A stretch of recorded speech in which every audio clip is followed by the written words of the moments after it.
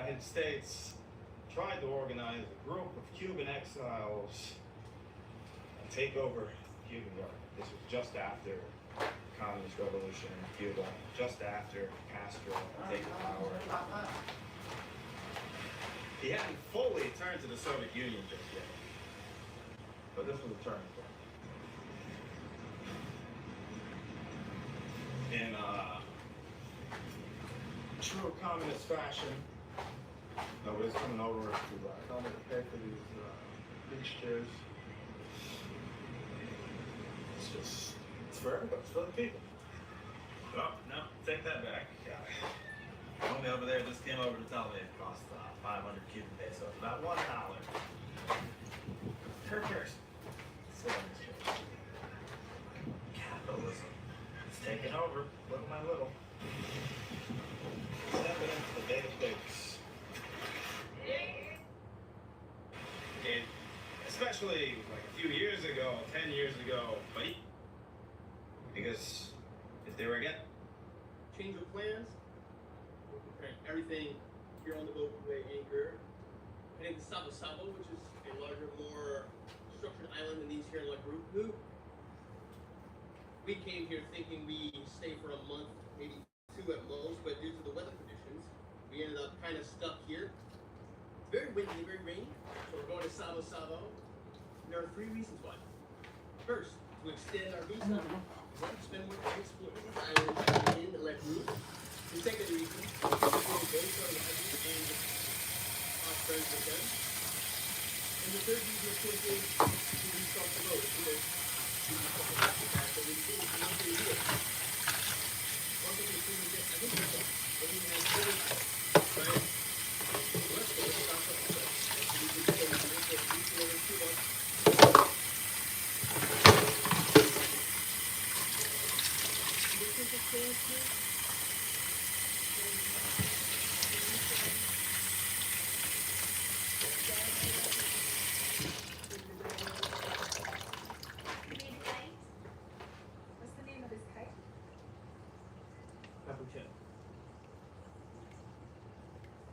did it work? It worked. It's too strong. And now we're reinforcing this one. We're the line ties we paid. Look how beautiful, so beautiful. With a tail and everything, look. Well, I want to see. They said it worked and came back here to reinforce it. I was curious to look, guys, with the wind today. The website you've got in your head, build it now with Base 44.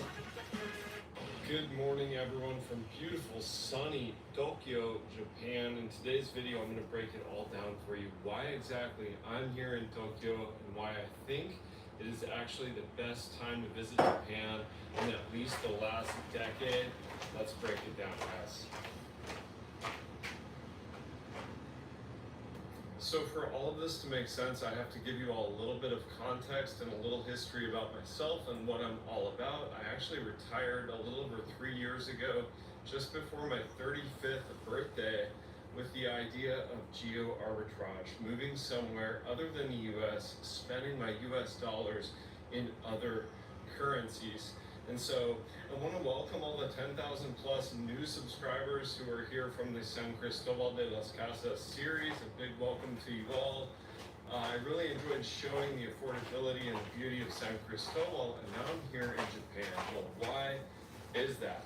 So reason number 1, Japan is one of the Asian countries where you actually get 90 days visa free. You simply show up to the airport, you land here in Tokyo, get off the plane, fill out a tiny little piece of paper, and boom, you get 90 days, just like that.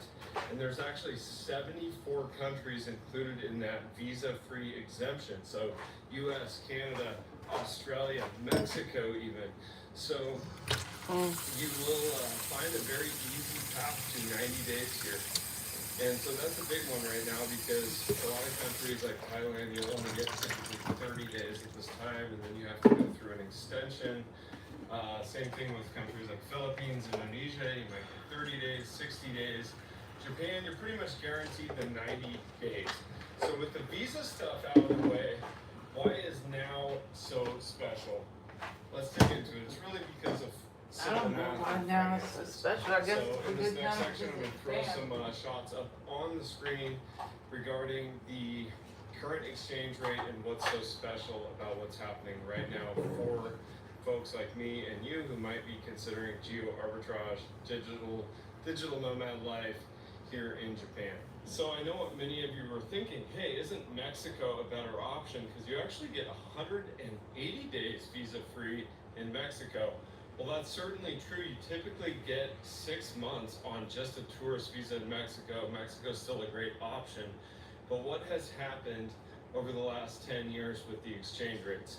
So I'm going to put this up on the screen. The US dollar right now will get you about 17.1 Mexican pesos. That's actually on an annualized weighted average basis. That's the absolute worst we've seen in the last 10 years. Yes, there have been short periods where it's been at, say, 16.3 or 16.1 to 1.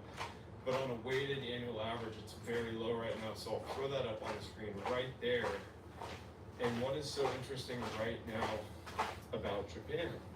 Well, right now, the US dollar is getting you a 10-year high amount of Japanese yen. This is Geo Arbitrage 101, guys. So we see the 17.1 on the US dollar to the peso, and the Canadian dollar is so much higher. But if you look around, you'll see it's quiet, it's clean, it's safe. I'm paying about $50 US a night for a pretty nice hotel right in the heart of Shinjuku. And this guy right here, to pull one of these out of an ATM here in Tokyo, will cost you $6.50. So you're talking about a 33% or so increase in purchasing power for doing absolutely nothing if you come to Japan right now versus in 2020. Run. Hopefully I've made my point with the current exchange rate, the geo arbitrage concept. I'm going to show you the actual exchange rates at a money exchange spot here in Japan, and then we're going to grab one of the best meals in the entire metropolitan area, this entire beautiful city, for basically pocket change, okay? It's one of my favorite meals. It's my go-to Japanese meal, whether I'm actually in Japan or just eating at a Japanese restaurant. Spoiler alert, I could get a couple of them for this right here. So I'm just gonna dig into my pocket for some coins and get some epic, warm, delicious Japanese food in the belly. Life is good today, guys. If you appreciate me bringing this information-dense video, just please smash the like button, subscribe if you haven't already. My goal is to help people do what I've done. That's retire early, geo arbitrage, find the best places in the world to live. Now, the hard part actually starts once you retire, because you have to decide where you're going to spend your retirement, how you're going to spend it, and also how you're going to keep building wealth in retirement. That's what I'm here to show you guys. This is my real journey, no BS. Hopefully you enjoy. So we've almost arrived to one of the most historic, unique parts of Shinjuku, Tokyo, but I had to stop along the way because a Japanese friend of mine recommended this spot to me. It's called Natsuya, and they've got meals as low as 460 Japanese yen. So I'll put that conversion up on the screen, but as you can see, you can eat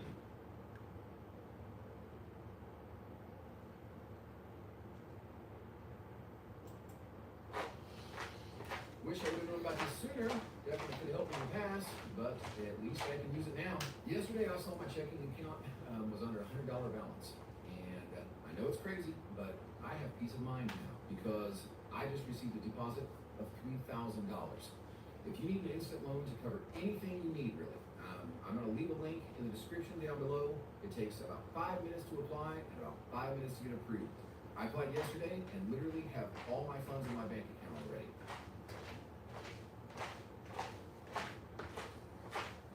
Run, run. have you been late?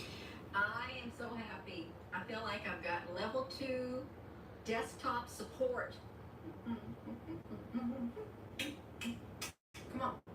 Come on, Gina, don't you know a different type of a dance? This is my dance. This is my dance because this is my first video desktop thing right here. You see this mic? Whoa, that's right. Yeah, the AI helped me with that last night. And this time I have never, ever been able to record on this OBS studio on my original desktop until now. And until now, you all, can you imagine?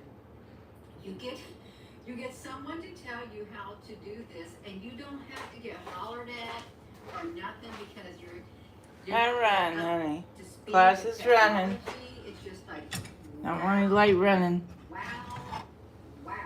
Cook my dinner in a minute. I really love it. I love it, love it, love it, love it, love it. I do. Okay. Let's stop this.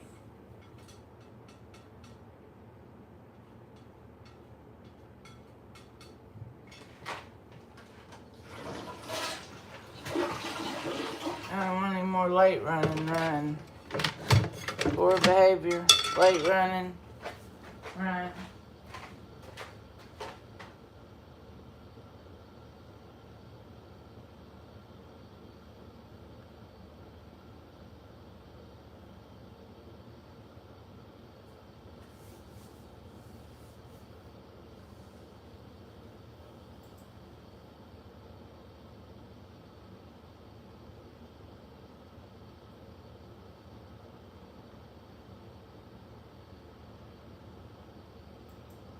There is a skill that if you learn it, you are almost guaranteed to make your first million. Now, of course, Your First Million is the name of my second book, and I have 3 books out.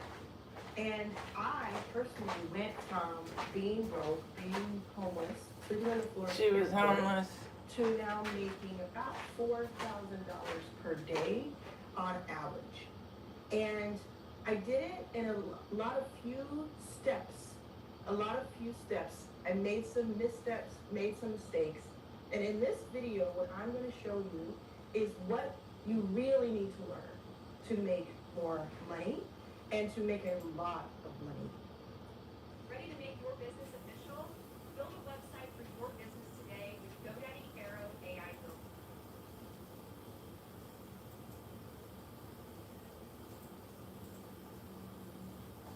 I'm supposed to be signing up for these websites, but I haven't been feeling good, Ryan.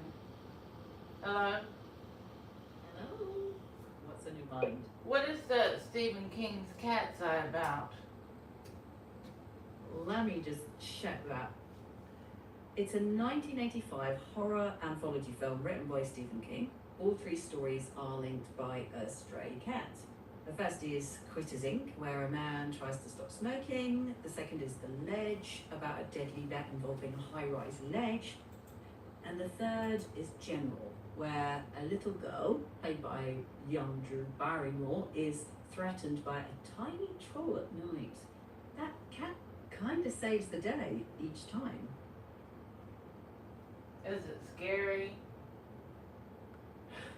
Definitely creepy in places, especially the troll scenes, which can be intense, but it's more suspense and atmosphere than gore. The general story is kind of adventurous scary rather than horrific.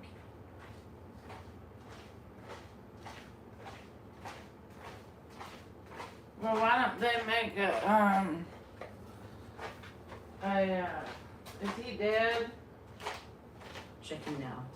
If you mean Stephen King, he's still alive. If you mean the cat survives at the end of the movie. Who did you mean? Stephen King. Checking now. Yeah, he's alive, 78, still writing now. Has he produced any more movies these days? Let me see. couldn't find a quick answer right now. If you want, I can dig deeper or tell you about recent adaptations, the movies and series based on these books. Or do you mean movies he produced personally?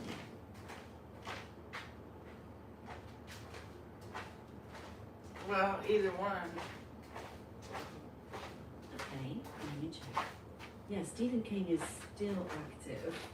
More recently, there have been films like The Monkey, A New Running Man, and The Long Walk, plus a TV series called The Institute. He usually serves as an executive producer now, while other directors adapt his stories. Do you want something like Cat's Eye, but less gory? Well, I don't mind gory, but I was wondering, you said Stephen King is active. You mean he's sexually active? Checking. Not what I meant, no. I meant active in his work life. He's still writing and his stories keep getting adapted. His private life, including anything sexual, isn't publicly available. I was joking. Okay, I see. Yeah, he's still active as an author, not in that way. Well, hopefully Stephen King wouldn't post his sexual activity online. That'd be kind of awkward, right?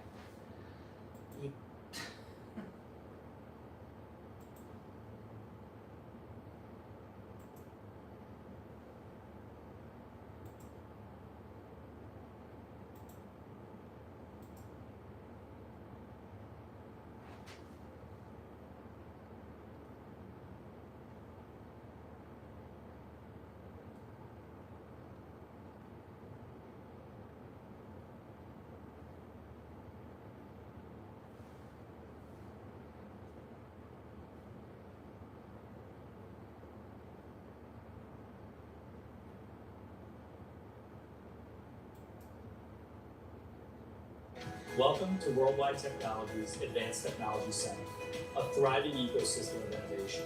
From IE Mexico to the Guadalajara airport.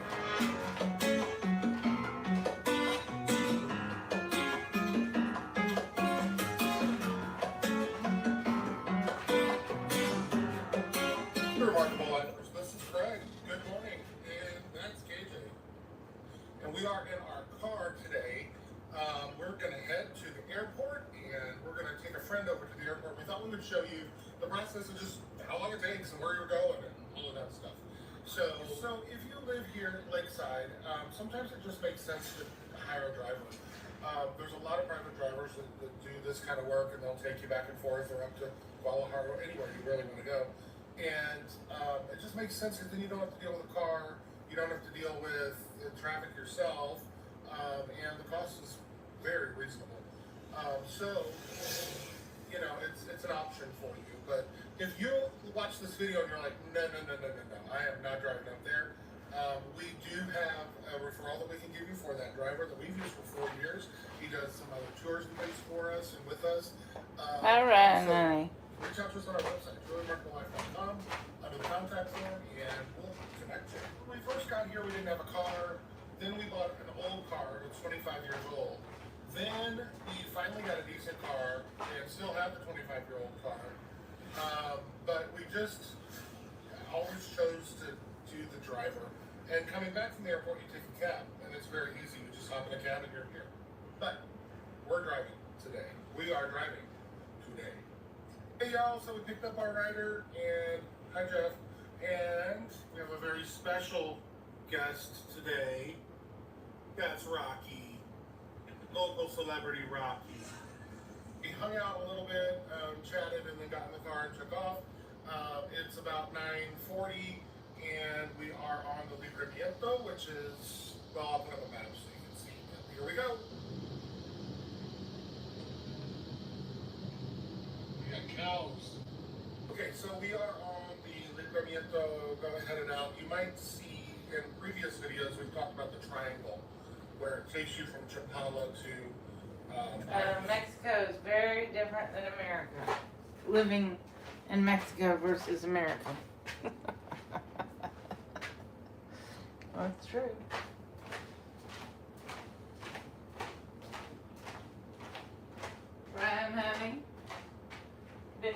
homework, Ryan? I still don't feel good, but I'm trying to.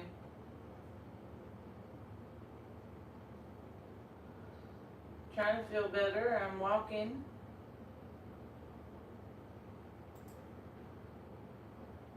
I've had these implants for about 3 years now. Have them done in 24 hours. What's up? This is amazing. Where am I? This whole day has been surreal, everything I've seen. And so this video begins as I'm passing through El Dorado National Forest, or about to, on US 50. Check out this giant Pacific pine tree. We got pine trees back east, but not this big. This is a beautiful morning. I'm actually headed towards Nevada. Let me see what this says. What's up? This is amazing. Where am I? This whole day has been surreal, everything I've seen. And so this video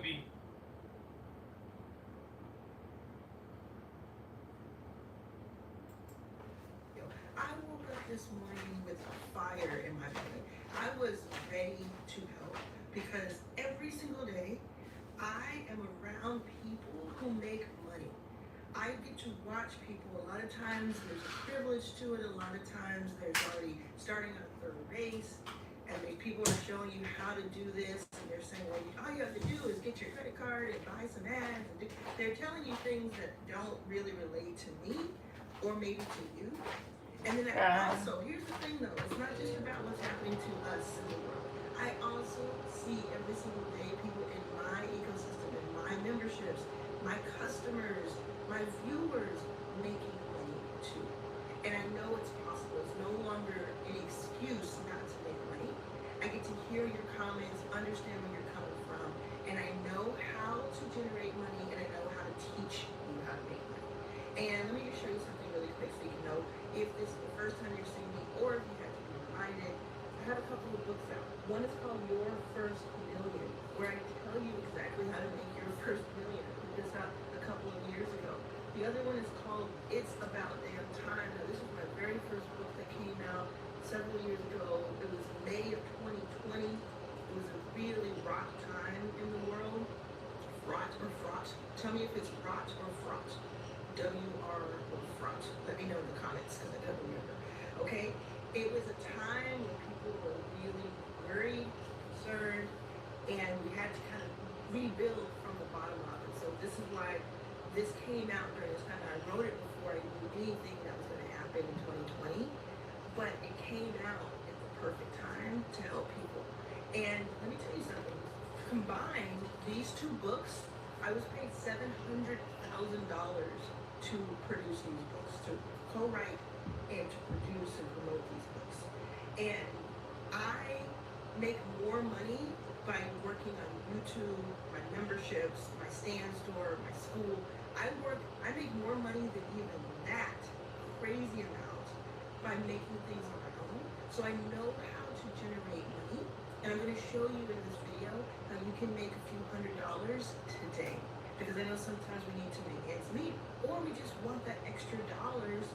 We want those extra dollars to do what we want to do. You may have a concert you need to get to. You may have a trip you want to put a down payment on.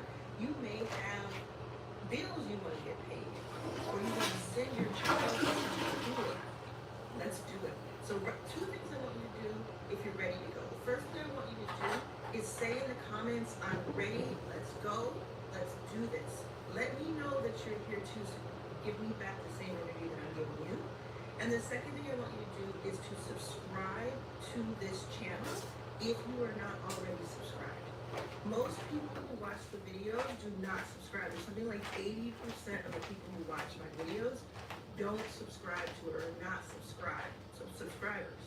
And what it does when you subscribe is it tells YouTube this video is worthy, this video is valuable, and it puts it in front of more people who need to hear it. So if you want to make money right now, you want to learn how to make money, and we're both going to start the same way, which is really cool, is you're going to go to Google. Let me see if I can open this. You're going to go to Google, You know that e-commerce business that's been living in your head for months? Wix Harmony is how you actually make it happen. And I think I can. Is it? Yeah, I think.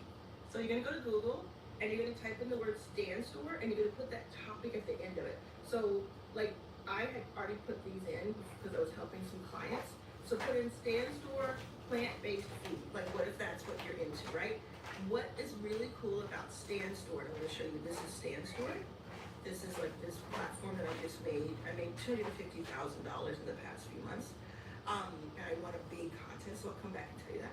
But what's cool about it, one of the things that's cool about it is that the SEO is so on point that it's like after the sponsored stuff, it's the very, like everything is listed, Stand Store, Stand Store, Stand Store. And so what you can do is you can see what other people are making on Stand Store. So this passive or active way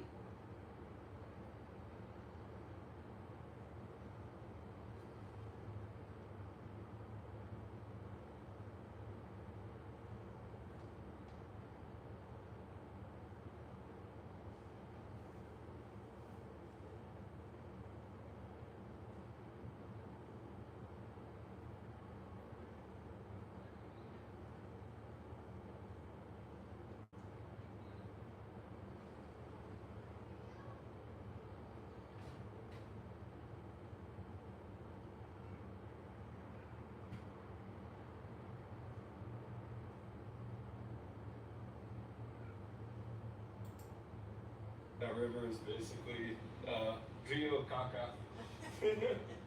Sewage river. Apart from that, we have to check the Wi-Fi. Permíteme checar el Wi-Fi, tal vez? Okay, I'll hit you guys with.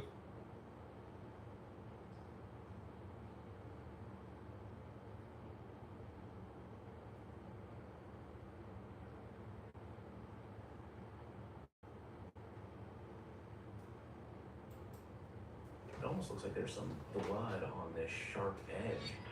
What the heck is back there? Oh. This thing needs literally everything. Oh.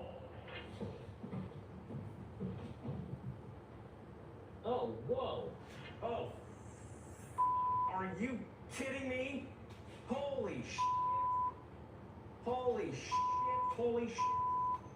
That can't be real.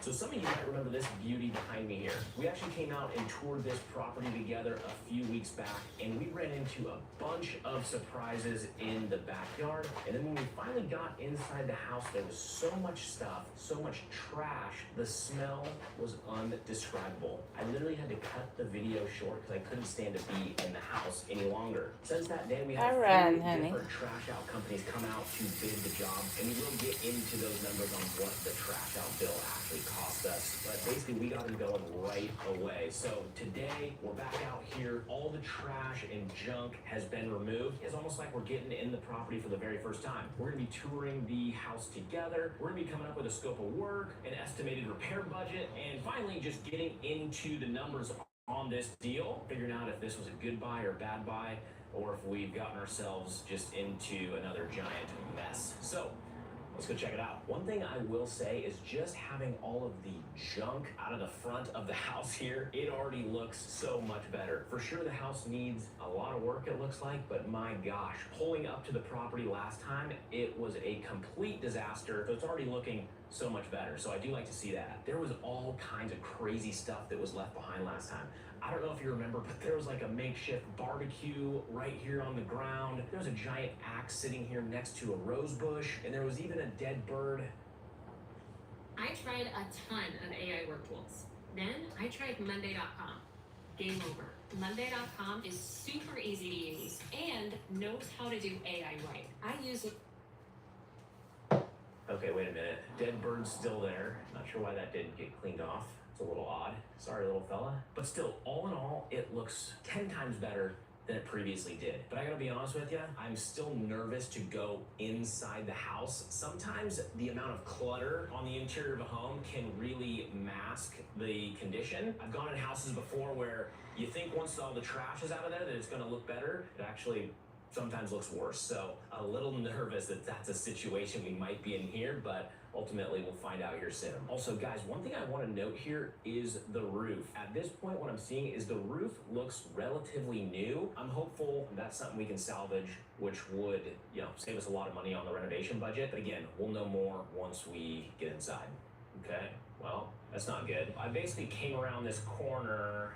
I was curious if the trash out crew had removed this kind of weird cage that was up against the house, and the cage is gone, but the window has been busted out. I don't know exactly what that means, but we're gonna investigate. I don't know what that's about. It almost looks like there's some blood on this sharp edge. That could be something to do with a cage that was here, or somebody could have tried to reach their arm through to get in the window. I don't really know, but it looks like a possible point of entry. One thing that's always a struggle with this business and these types of properties, especially when there's a ton of stuff in there, is essentially just the old owners continuing to come back, if they were living here, of course, which these people were, or potentially not even old owners, just people in the area, whatever. People walking by on the street can tell that it's a vacant house. They try to break in. It's just constant. I swear. I'm hoping that that's not what we have on our hands here, but wouldn't be surprising if it was. On a positive note, this backyard looks so much better. Take a look at this.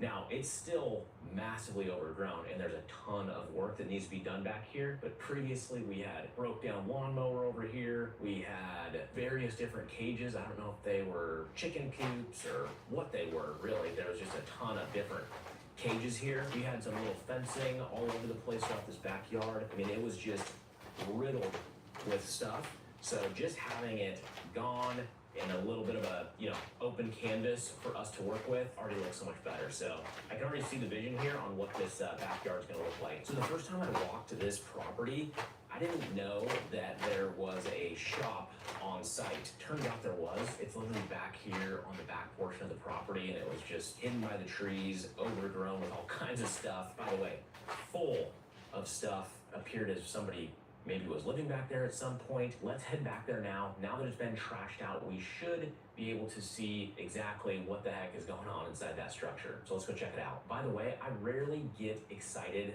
about backyards. This is one that I'm super excited about. Like, someone put a ton of work into this at one point, and there's a lot of mature trees, mature bushes, shrubbery, etc.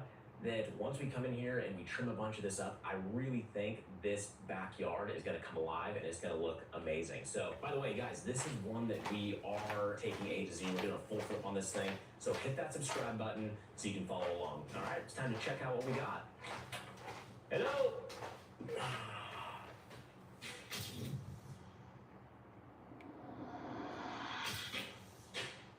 All right. This place looks so much better just getting all the stuff out of here. This is a nice little hobby shop. So the first time I walked this place, it looked like somebody was maybe living back here. Like right here in this little nook, there was, I don't know, a bench thing that had a toothbrush on it and some other, I think there was even some other personal care items. And then back here in this nook, there was a larger bench that appeared as someone was maybe using How it you doing as a today, bed Ryan, at honey? some point. I don't know. It's kind of wild. What the freak? Holy sh! Looks like a damn booby trap. Okay, hold on, guys. Let me spin you around here. I literally just walked right next to this thing and didn't even see it. I was kind of focused in this back corner here, and there's a giant axe head connected to a couple of strings or ropes. Okay. So we got an axe head to a rope connected to an attic hatch. So a couple thoughts here. One, super sketchy. Two, we're obviously gonna have to figure out what's in that attic. Dude, that is crazy. Let's open up this door and get a little bit more light in here.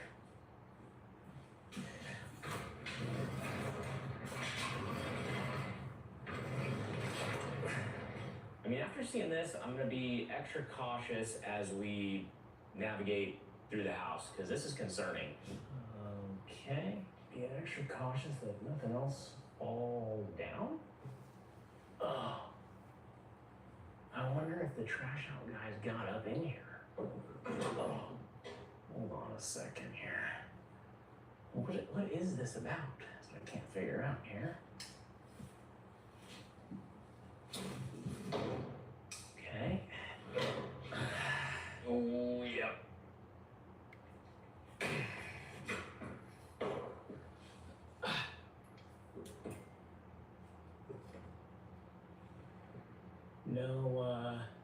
blades hanging from the ceiling, or paint cans ready to fall down from strings. Nothing like that, that's good. Hotter than Hades in here. One positive sign is the roof looks good, or the sheeting, I should say. No signs of leakage that I'm seeing, so I love to see that.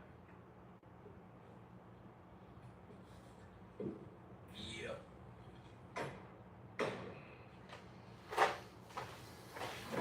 Hi Ryan, how you doing today? Get a GoDaddy website, email, and matching domain bundled together for one low price. Plus, built-in marketing to create social content and build your brand. You get everything you need to bring your business online and look professional. Bundled together to help you grow and save. Start today at GoDaddy.com.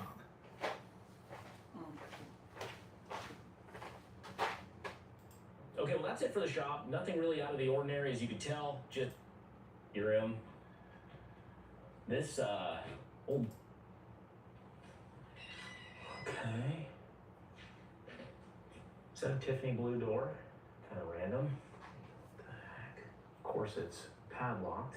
What is with people and padlocks? We'll come back to that. This basement's like a maze. Kind of bloated, Ryan. Okay, so turn the dirt floor right here. Whoa. Looks like we got ourselves a sump pump in the corner. Dude, what the? Okay, this is super weird.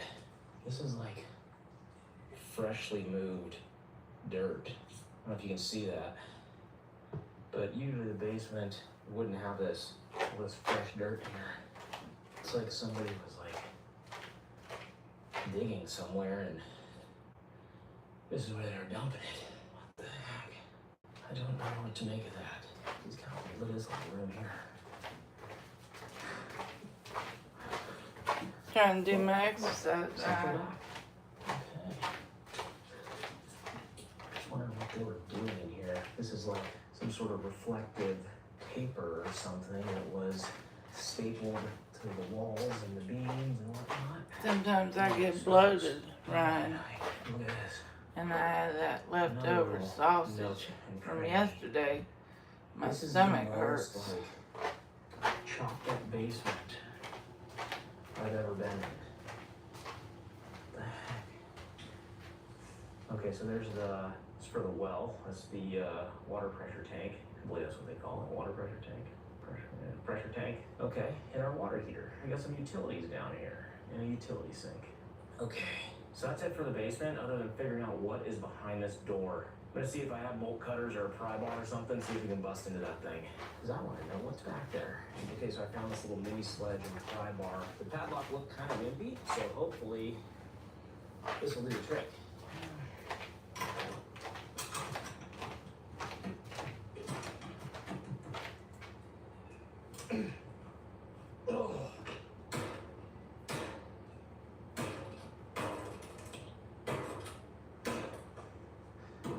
Alright, the pry bar and sledge did the trick. Let's get inside here. Whoa.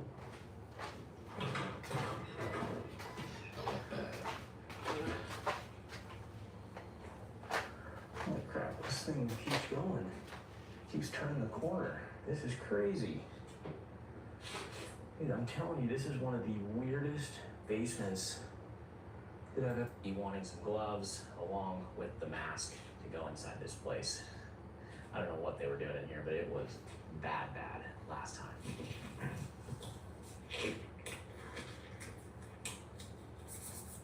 Here we go. Again, we're gonna take it slow and be cautious because you just never know what's inside of some of these vacant homes.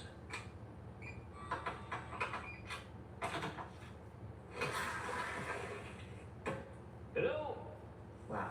The last time I was here, I couldn't even stand the smell through my mask. It was so bad. And I can say it's a little better today. It's manageable. Okay, so online we're showing this place as a 2-bed, 2-bath, roughly 1,300 square feet. So let's figure out if, see if that's accurate or not. Okay, so we've got the living room here. Actually decent sized living room. Disgusting, but decent size. It will shine again soon. Holy smokes. Got some missing drywall in the hallway. Okay, so I think this is the master here. Okay, check this out. This is that exterior window that I was pointing at earlier, where that like cage was on the exterior. Jeez. We got shards of glass hanging on the inside. It appears to be some dried blood. It doesn't look recent or anything, but I don't know. What the heck? Random drill bits on the windowsill here. And of course, who doesn't love a mirror in their headboard? We have ourselves some kinky folks in here, huh? Okay, cool. So we do have, well, it's hard to say cool with this, but we do have a master bath here that is one of the more disgusting master baths I've ever seen. Holy smokes. This thing needs literally everything. Oh, no way. I don't know what I'm more disgusted by, the color of the tub itself or the amount of shit in the bottom of it. Oh, whoa. Okay, I didn't know this. This is an interesting find. So I think we have ourselves a European master, and you can access this master bath from the hallway. And I didn't catch that last time I quickly walked through here. I was trying to survive. I was in survival mode last time I came through here. So yeah, this allows you to access the bathroom through the hallway or from the master bath, which makes sense if there's one bathroom in the house, but online sources were saying there was 2 bathrooms, so I'm really hoping there's a second bathroom. Let's find out. Okay, so this is the hallway across from the master bedroom. Not sure what those stairs are going to. Okay, cool. A second bathroom sink. Let's see if there's a, yeah, we got ourselves a second bath or a second shower. What is going on there? Is that an empty bottle of syrup down there? If anyone needs a scrub brush, let me know. This one looks like it has a little extra life in it. Okay, and we've got a toilet. This is awesome. We do have a second bathroom that also looks like it doubles as our laundry room. Got our washer dryers here. At this point, I don't think there's too much that we can save in this house. It literally needs everything. I mean, other than the toilets, I think we might be able to salvage these just with a little bit of elbow grease. What do you guys think? We saving them?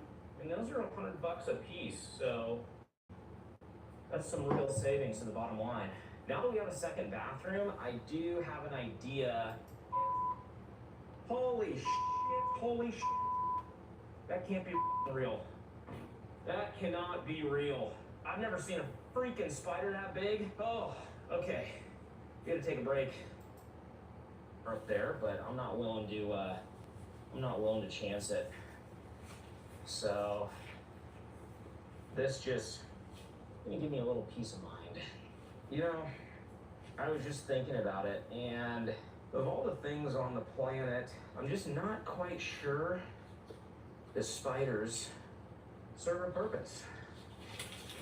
I feel like determine what we think about this place, what we think about the deal overall. Also, If you're so profitable, why do you sell the course? Well, you know what? Here you go. I don't care. It's all.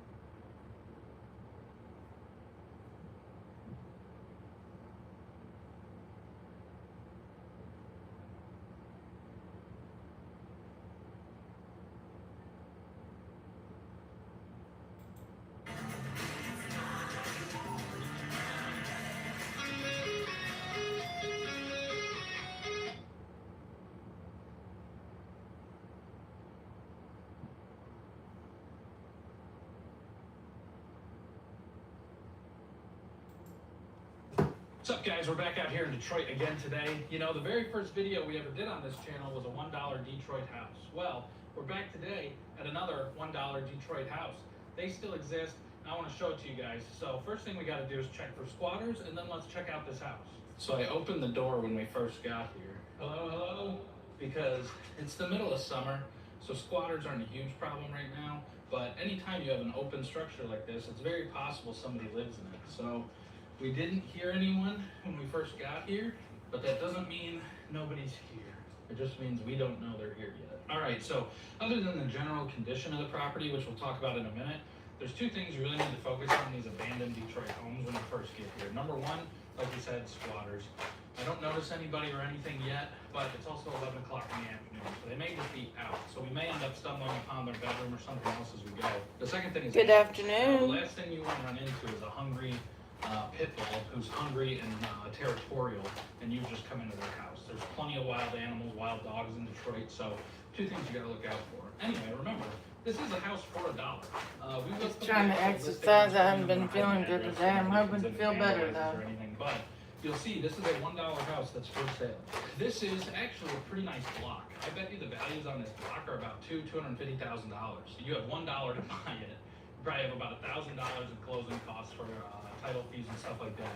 So let's say $1,500 you could own this house. Now, what does a abandoned $1 I didn't sleep Detroit good house last look like? night, so It looks like this. The windows I are hope all I vinyl feel better so far then. and all newer, which means we're I'm probably praying. not replacing them. Which, as you guys know, is a huge budget saver. I see one's broken here, and we'll keep a count as we go, but as I'm looking at this whole kitchen, there's obviously some plumbing issues up here. This timber's wet, these pipes have burned. This was probably a fire in the kitchen based on all the soot. But you can probably get this kitchen put back together for about $20,000. So if you're thinking cabinets, and we'll throw a rendering on screen, but if you're thinking cabinets, countertop, drywall, paint, some nice LVP, 20 grand probably gets it done. So you're at $21,000.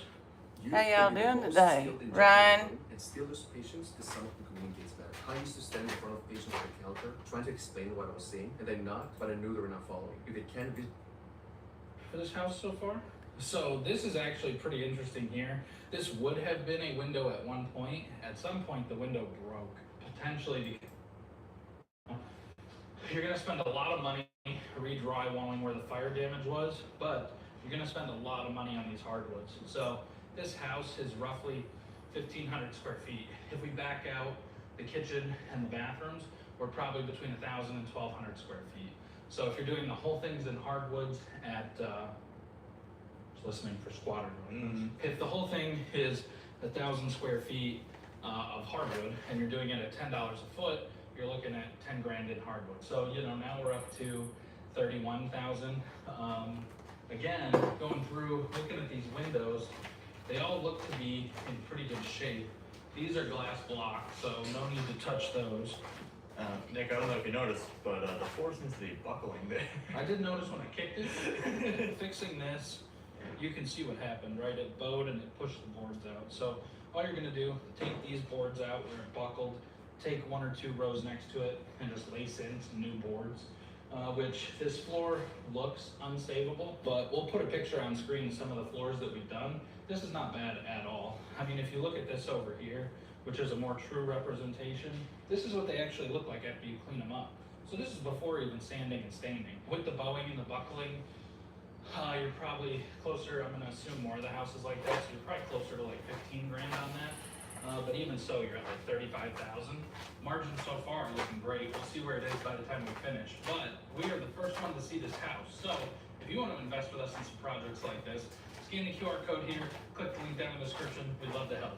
But when we got here, I tried to open the front door. So you can see here, the front door is like not actually, I mean, that you can see just how far out the door frame is from the actual door. So this is not screwed in. They just kind of set it here and braced it in with this and this. So like, this is all that's holding the door up, really. And from the outside, I didn't want to force it when I knew the side door was open, but it's not going to take too much to get through that door. Fixing all that, you might be... Pizzeria.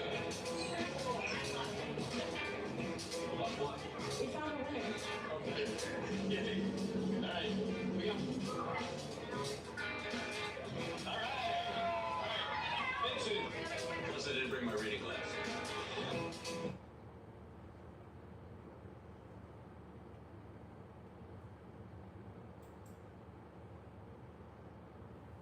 you invest in Texans. This is exactly what the wealthiest 1% are doing to Texas. 850 miles from Florence to El Paso. 900 miles from Brownsville to Texline. Thousands upon thousands of highways and dirt roads in the middle. Exploring Texas ain't no small vacation, friend. It's a lifetime endeavor. But what if you don't have years, but just one single day? Well, that's where we come in. From the well-known landmarks to the completely obscure dives and hideaways, and all within a day's reach. So let's hit the road. I'm Chet Garner, and this is The Day Tripper.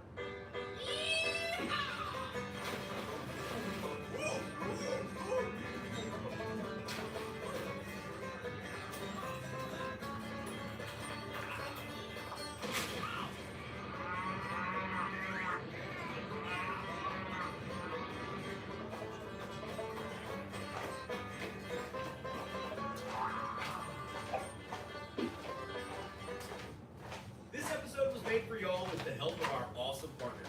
Check the caption for more info.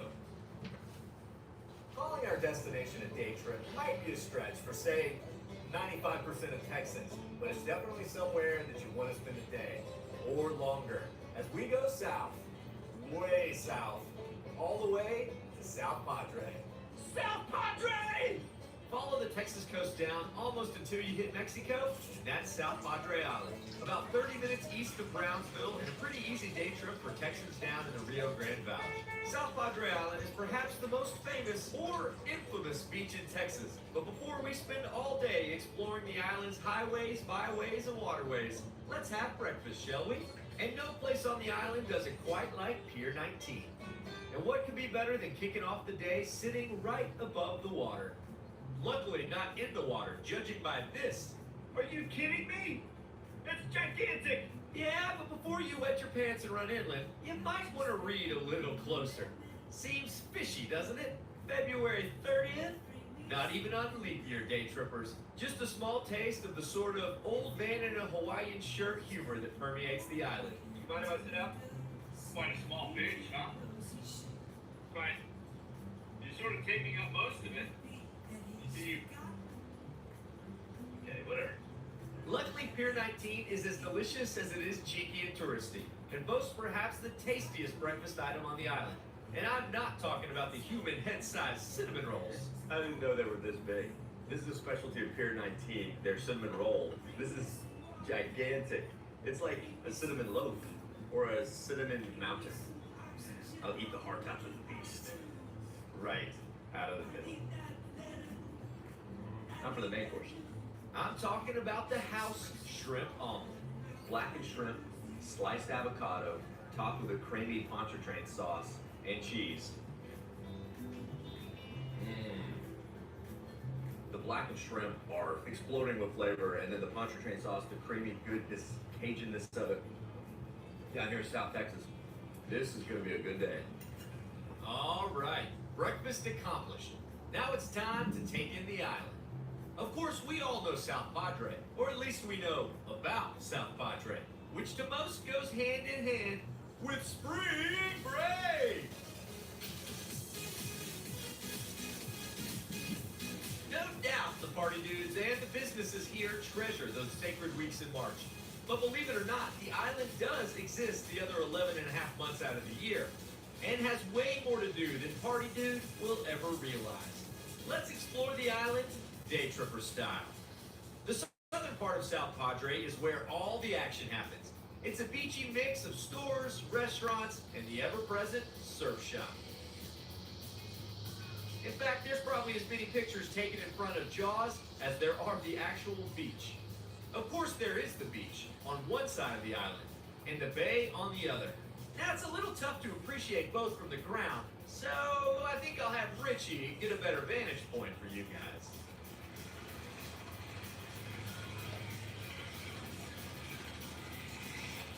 Just a thin strip of island.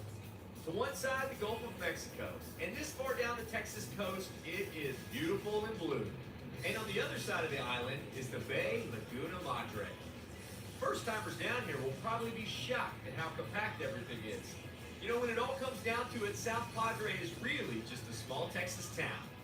And as the hotels and grub spots fizzle out, South Padre turns into the beach it was long before the tourists or anyone arrived. So when Richie comes down from his cloud, it's back in the truck. Up here on the north side of the island is where people come to get away from the hustle and bustle. It's actually possible to drive on the beach, but it gets even more natural as we head even further north to a place where sand dunes overtake pavement, and the only way onward is by foot. Sell everywhere your customers are. Online, in AI chats, or walking through your door. With every sale managed in one place. Your customers are waiting.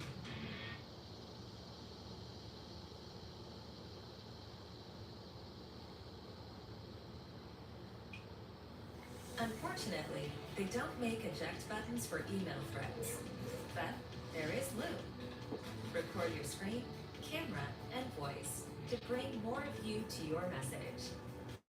Loom lets you send crystal clear messages every time with easy editing and AI. Now, instead of repeating yourself, you can record that great idea once and share it forever. Move meetings, move mountains, move your team forward. All you have to do is hit record. Try Loom for free today.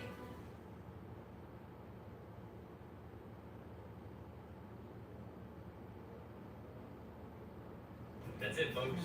We've reached the end of the island. Guess we just turn around now and head back. Oh, look, go look at it. The constant Gulf breeze is always changing the landscape, spreading seeds, shifting sand, and reclaiming what was nature's to begin with. I suppose it's just nature's way of restoring order out here and keeping the Padre Island National Seashore one of Texas's truly untouched preserves. It's crazy to think that for the next 100 miles or so, it's nothing but uninhabited wilderness. Incredible. Well, I guess once you hit this spot, all you can do is turn around. So let's turn around. We've got lots left to do. And besides, wind isn't the only way to form giant masses of sand on South Padre Island. You can also use your hands. Oh, hi. What do you think? I just built this just in a few minutes here on the beach. I think I'm doing pretty good here with these rocks. Just a little architecture for this. You're doing pretty good there, Chet. Just go a little deeper in there, okay? A little deeper, a little deeper. I'm busted. This is Dennis, the sand slave and master sandcastle artist. How you going, Dennis? Exactly how do you start building something? This is obviously more than the dribble castles I've made. A little bit. Basically the same way. This part was done with a form. We put sand and water in this form here, and then when that's full of sand and water, we put another form on top. Right? So it's like a wedding cake. And at the very top here, well, you can do a form where you hand stack. I'm going to show you hand stacking. Sandcastling 101. So let me go grab a bucket and bring it over there, and I'll show you how to hand stack. You got to earn your keep here. Hey, I'll do whatever it takes to study under a true artist like Dennis, Texas's best sand slave. And today, I'm getting my very own lesson. Oh, whoa, whoa. Pancake. Boom. 1, 2, 3, jiggle, stop. Ah, that's where I probably messed up, because I keep adding and the whole thing And it crumbles. cracks. Alright. There you go. Perfect. He said perfect. Nice. Perfect. So come in here like this, go all the way around. Straight There you up. go, Am I looking straight at up straight and line? down. It fills in the cracks. We call this annealing. You guys have to have like the perfect sand here at South Padre to do this. This is probably the perfect place because we can do this 365 days a year. We have the sun in the right place as it rotates around. We have great sand. This is your art form. Yeah, it's a perishable art. We'll see it today and it'll be gone tomorrow. It's a lot of love and effort that goes into something that's just going to wash away, but obviously gratifying. Well, yeah, because we have students of all ages, and we have the little kids, the grandparents, Cool. and they all work together on it. This is kind of rocking my sandcastle world. The fact that you build something that looks nothing like what you want it to look like and then carve it away. It just feels natural to me. I feel like I'm finding some sort of calling. South Padre Beach is also the only place to build an authentic Texas snowball and snowman. Can you believe sand can do that? Amazing, I know. but it only gets better. We're gonna build an arch. An arch? Between here and here. An arch? I don't think sand was ever meant to be in arch form. This is insane. Because we're gonna start building across like this. Okay. So you're gonna take your hands, and as we go, we're gonna build over top of your hands, and you're gonna keep the arches or the two towers from falling into each other. Okay.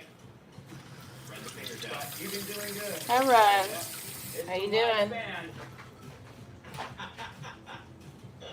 This is awesome. The Romans are really famous for doing arches, but we're gonna be famous right now for making ours. We win. All right, now slowly wiggle our fingers and pull them out.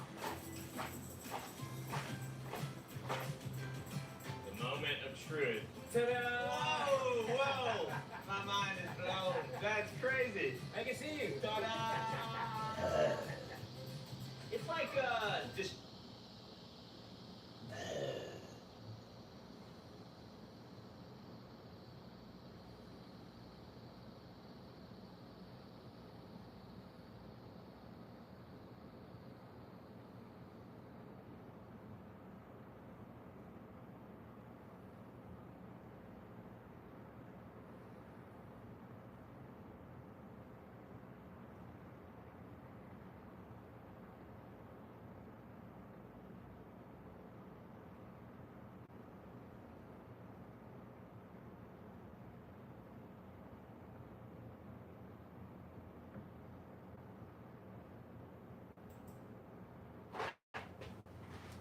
Here's a simple Christian-centered online business that you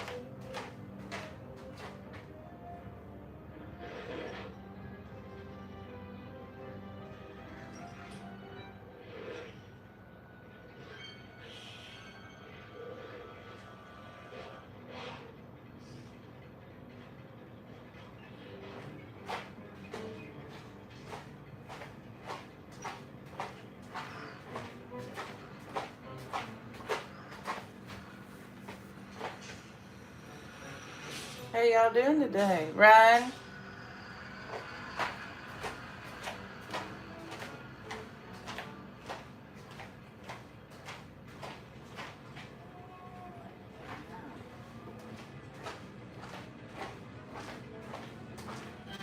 Problem is if I take a nap now, and I won't sleep tonight. I feel like I'm about to pass out or go to sleep. I'm tired.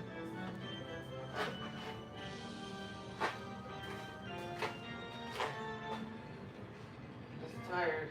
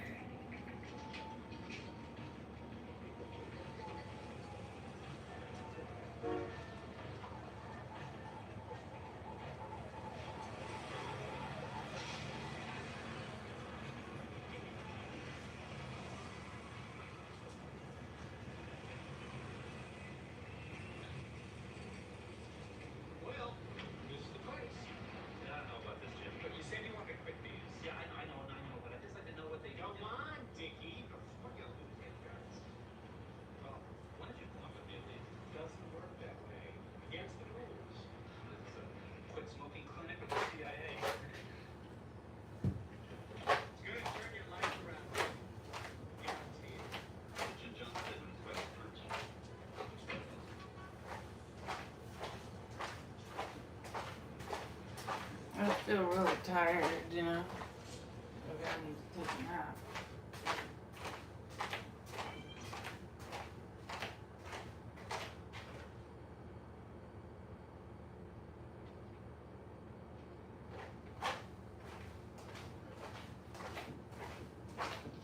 Like I said, if I take a nap now, then I'll wake up at 10 in the morning and I'll be wide awake.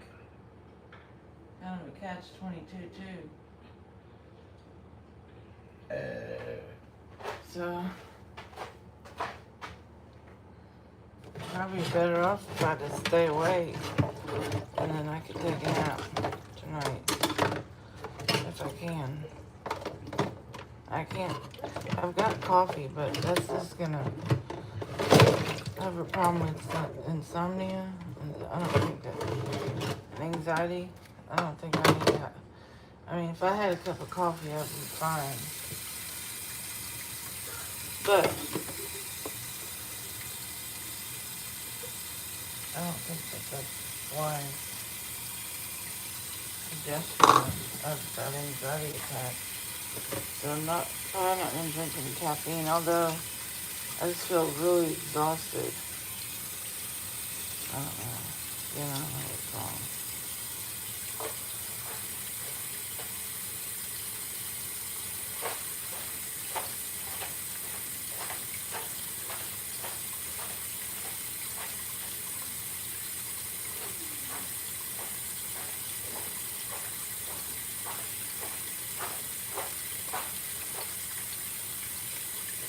But I know you don't have to sleep one night and the next day you don't feel good, so I just have to wait until my body will reset and then I'll be fine. I'm praying I'll be fine. So, all I have to say, I just feel really tired, real weak. I don't know what it is.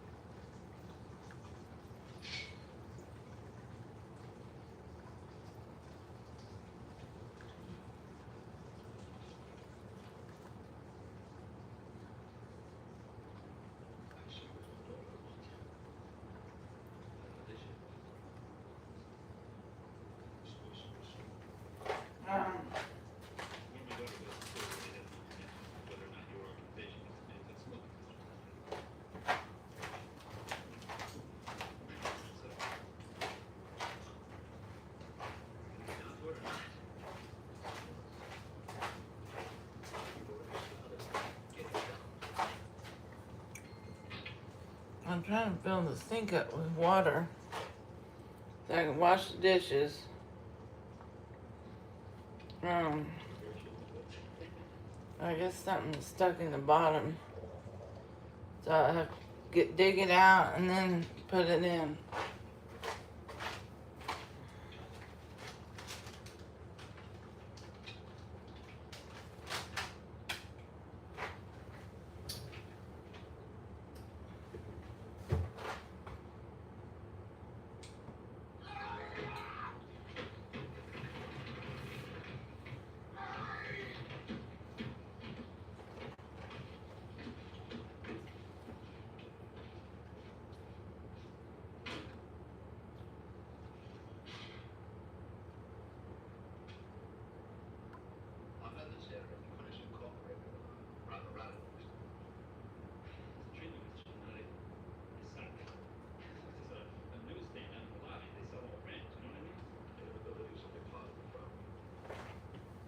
Fallback rate for reform smokers is higher than the fallback rate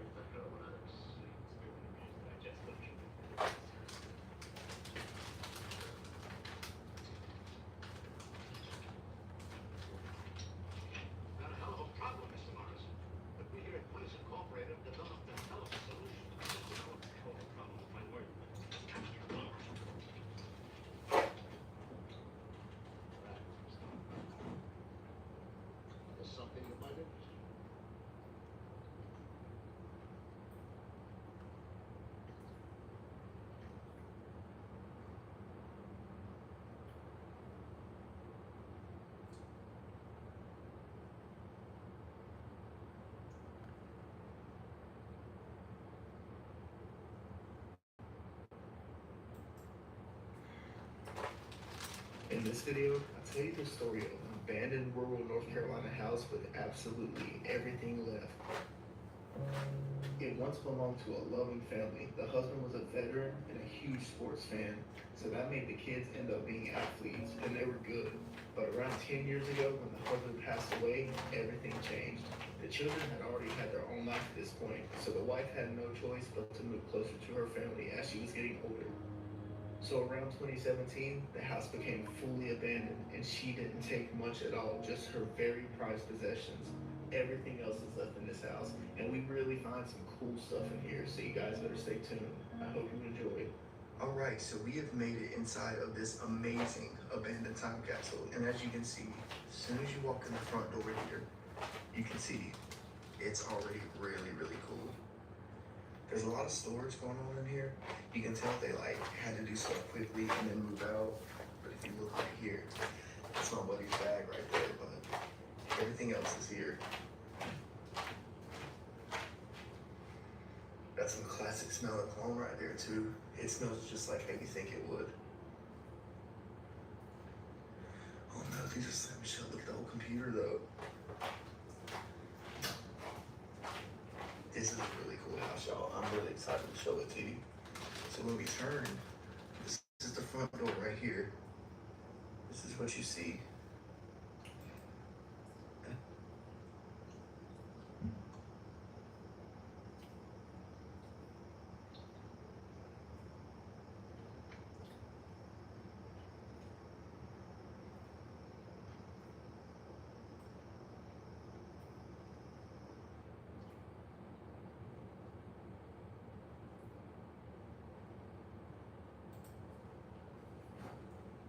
I'm currently on board a 12-night cruise on one of the oldest and smallest cruise ships in the Norwegian Cruise Line fleet.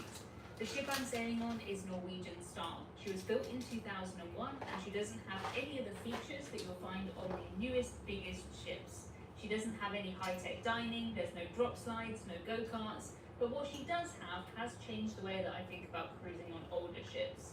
Cruising has changed a lot in the last 24 years, and on this cruise, I've seen firsthand how it's changed, for better and for worse. A couple of months ago, I cruised on Norwegian's brand new cruise ship, Norwegian Aqua, and I had an incredible time doing so many fun things. I wasn't sure if Star would be able to compare, but the itinerary is really what sold me on this cruise. I hoped that I wouldn't find the ship boring or worn down, but for the chance to visit Svalbard and Iceland, I decided it was worth the risk. I often find that older cruise ships have itineraries that are more interesting to me, so if I did enjoy this cruise on this ship, this would open up a lot of other options. I did want to enjoy the cruise part too though, so it couldn't all just be about the itinerary. I flew to Copenhagen in Denmark to embark the ship, and it was one of the easiest embarkations I've ever had anywhere. Seeing the Holloth on the ship was definitely reassuring because there is no doubt that she's the Norwegian Star with all of these stars on her. The Norwegian ships do have some of the best looking hulls in my opinion, and they're always very recognizable from a distance. In total, from walking into the terminal to getting on the ship took 15 minutes. I dropped off my bags, headed through security, and then walked pretty much right to the front of the check-in queue because there just wasn't a queue, there was nobody there. I do have priority boarding because I've cruised with Norwegian so many times before and I have a high loyalty status, but I didn't even need to use it, there was just no line. I wondered if this might be one of the benefits of being on a smaller, older ship with fewer people. I knew that on the bigger, newer ships you do have to book things like shows in the app, but on the smaller ships like Star,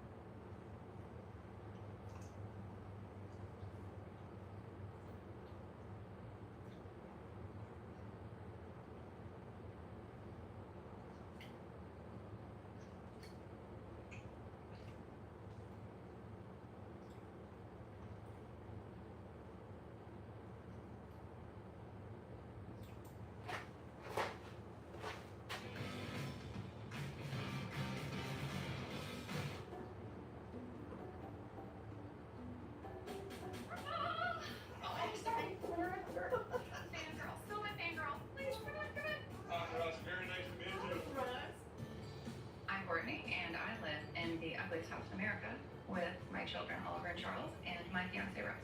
So I bought this house because I have children, boys, lots of energy, and it's very close to work. So I made a lowball offer, and they took it. I did not anticipate the overwhelming amount of work it was going to take to make it a family home and less of a carnival sideshow.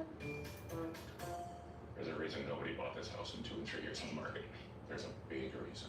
Okay, I need to see this living room. Let's go. Let's go. Welcome. Wow. Okay. There's a giant fish attached to the wall. Little fish painted everywhere. It's like a fish fetish room. I'm stunned. Look straight up, that's the water droplet coming down at you. Oh, We're underwater. Okay, yeah. Let me ask you a question. How long have you been here? When did you buy it? Last fall, we bought it. You bought it like this? I did. Oh boy. So, show me what it is that makes this house ugly. I mean, I'm getting an idea. Let's go find Ollie and Charlie and see their awesome rooms. Oh wow. You got waterfall windows, jungle wallpaper. It's the George of the Jungle room. With a matching fan. I feel like I'm in an episode of Gilligan Island. And you're never getting on. I'm never getting And this is, oh, good. Oh. Hey guys. Ollie, Charlie, spread out. Say hello. Who's Charlie? That's Charlie. Hi, Charlie. You're Ollie. I just saw your jungle room. Yep. Wow, wow, wow, wow, wow, wow, wow. That's something. Wait, this is Charlie's room? This house is made out of cement, and so all the lights and the palm trees and all this stuff are attached. You live in a theme park. But it's like a one that's gonna get closed because nobody goes there. Let's go to the main. Okay, let's go to the main.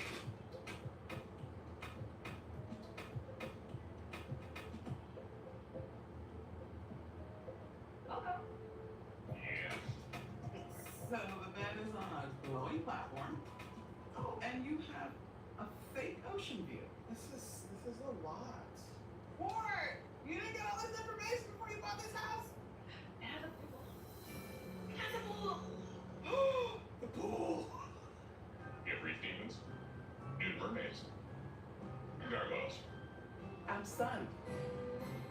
Any property that still has gargoyles on it, you know, something ain't right. We traverse the stairs of doom. Check out the bathroom on the left. What the actual? Cave bathroom. Stalactites, glitter ceiling. To your left will be the shower for 4 and the steamer. For 4? That's a no. No, no. No, no. And now we're going to head into the gym or the temple room with gym equipment. This theme park. I'm tired. Every single room is different, and every single room is non-functional. Please save this house. Oh man. Okay. So your house is one of 3 semifinalists in the Midwest. If your house is selected as the ugliest house in this region, you will move on to the finals, where you will square off against the ugliest houses from the other 3 regions. Good luck to them. One of the last 4 houses will be selected as the ugliest house in America. This honor, because it is an honor, brings with it a $150,000 renovation, which will be designed by one of our HGTV stars, Allison Victoria. Sweet. How does that sound? That's awesome. Well, I'm gonna wish you luck. Gotcha. I have all of the faith. Maybe you'll see me again. I hope so. Wait. I'm gonna call that Poseidon moves to bedrock. In order to determine just how ugly a house is, I'm looking for 3 things. Overall ugly appearance, function, or lack thereof, and what I'm calling the surprise factor, something that wows me. So what about the appearance of Poseidon's fortress was ugly? We got a little siding in the living room, jungle and tiki theme in the kids' room. That basement? Stop it. Function-wise, how can you function when every surface can possibly cause an open wound. And the surprise is the level of commitment to this god of the sea theme. Hi,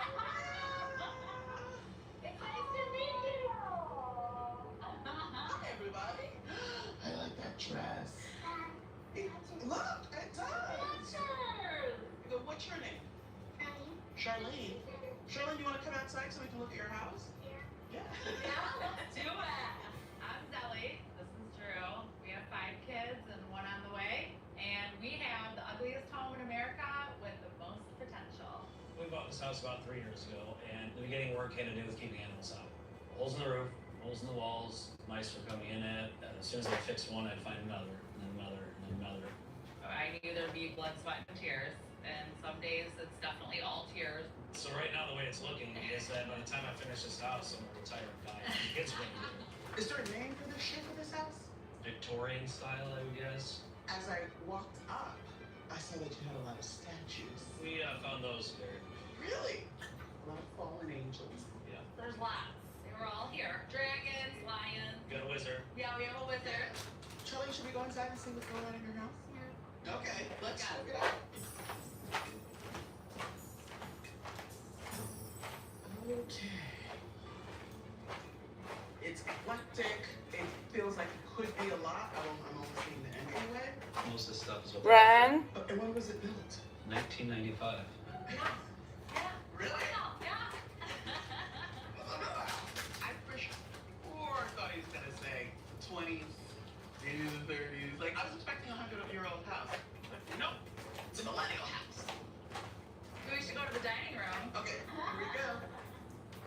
I mean, with the chandeliers, I like the shape of the room, but this carpet reminds me of the stuff I put under a carpet. Wedding? Yeah.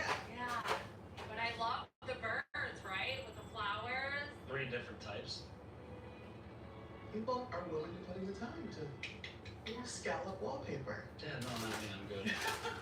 That's what I said. Where are we headed to next? We're gonna hit the kitchen. This is a lot. First of all, this Still is a gotta big clean out picture that in this refrigerator. little space. See the sink? I didn't even see the sink. I didn't know there was such a thing as a red sink. There's more red. I gotta go through and get I see out they the put mold. tiles from the floor up here. Yeah. So you wanted to get the marble polished? Mold on. Sometimes if you don't eat the food, you forget about it. It can get mold.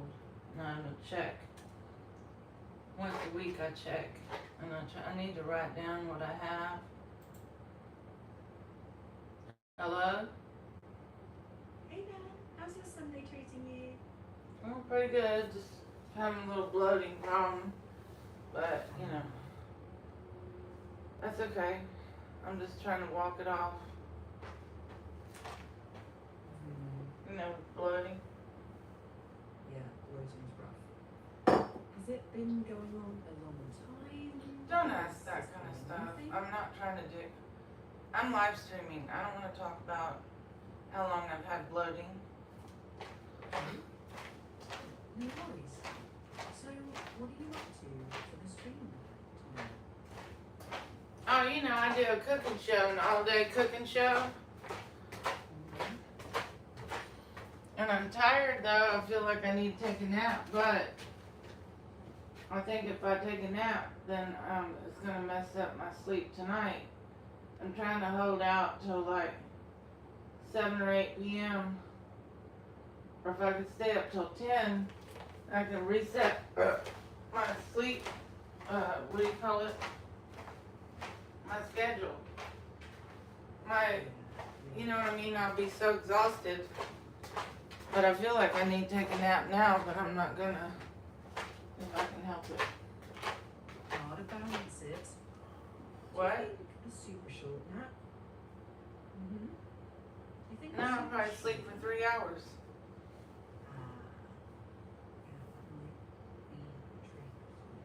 With the sleep schedule resetting thing, what usually works for you when you try to stay up later? Then when it gets to be late at night, like 10, 9 or 10, then I can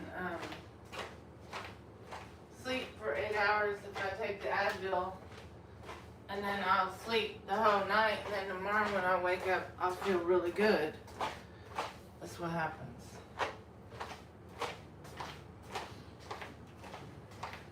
So you're paying into that.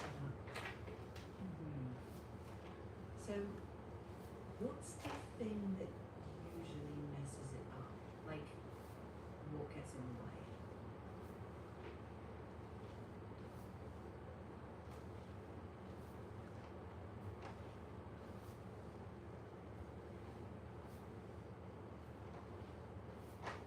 Now, I got some coffee, but I can't, I got anxiety attacks, so I can't drink caffeine. And I don't think it's a good idea because I got high blood pressure, so, and I'm taking Adderall for my ADHD, so I'm not going to drink any coffee because I feel like it's really tired, so I think maybe just walking and that'll loosen up the bowels. And maybe, is it, if you drink sparkling water or like soda with no caffeine, is that safe? Checking, given your situation, it definitely makes sense to skip the coffee. Plain sparkling water is generally fine, but sometimes the bubbles can make bloating feel worse. Caffeine-free soda is an option too, but same bubble issue. Well, I've got some sparkling water from the food pantry that has 0 sugar for my keto. I kind of cheated today. I had some honey with my yogurt.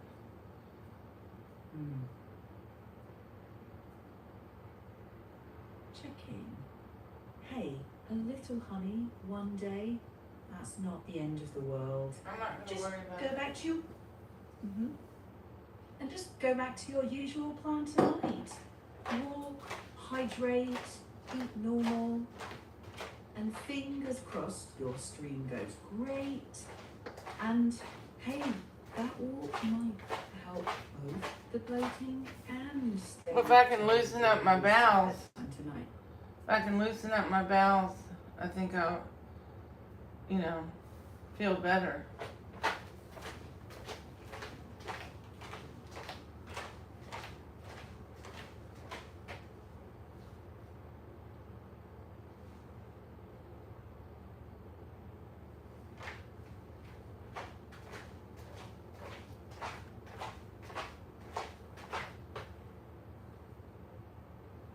Now, why would I feel bloated after I ate some chicken sausage that I cooked yesterday? Checking. Yeah, walking can help get things moving a bit, but chicken sausages can bloat some people for a few reasons. They can be high in fat, sometimes have spices or fillers, or a lot Well, of it didn't. Yesterday, you just think maybe I didn't sleep. Didn't that cause the bloating, or is there something else? I don't know. There's no way to know what caused the bloating. Checking. Yeah, poor sleep can be a factor. Honestly, bloating is usually a mix of things. Especially movement and Trying to wash my dishes. help. And if it gets very painful or hard, or you start vomiting or you get a fever, that's when to get... No, I didn't vomit. I said I just have stomach pain from the bloating. And so I'm trying to walk and get rid of it. That's it. Not a big deal. That sounds reasonable. So you try gentle walk. Maybe try to stick to stone water and avoid more carbonation from there. Hopefully it's easy to see. I thought that like those flavored waters with no sugar, I thought it might be good to drink it. Why do you think it's not good?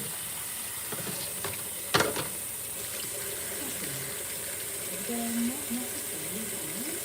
There's bubbles and bubbles some people, but still water floats as you like it. I can't hear what you're saying. What? If you want it, just pay attention to how your body feels.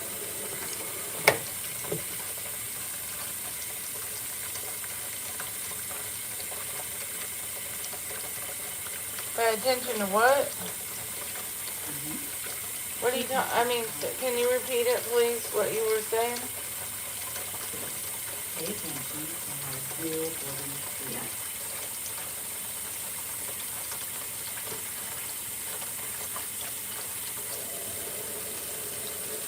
Well, I'm trying to fill up my sink with hot water. Try to wash my dishes.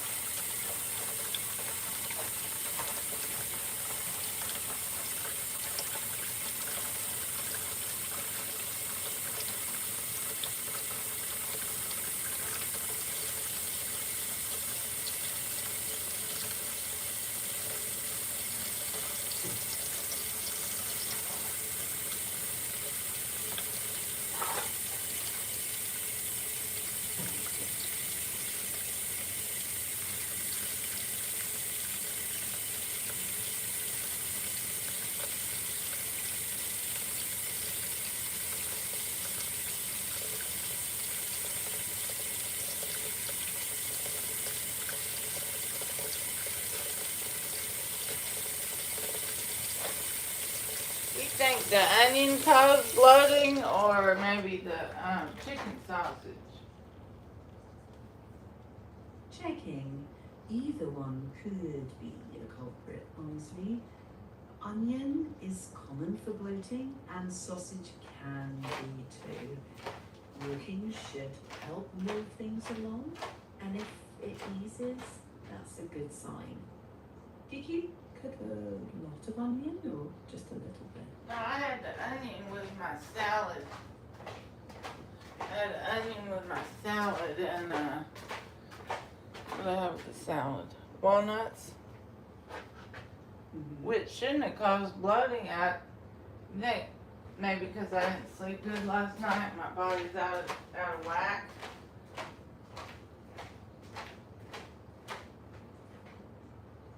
Checking. Yeah, or sleep can mess with digestion. So it could be a mix of things. Hopefully you feel a lot better soon. Fingers crossed that a good night's sleep helps before your cooking stream.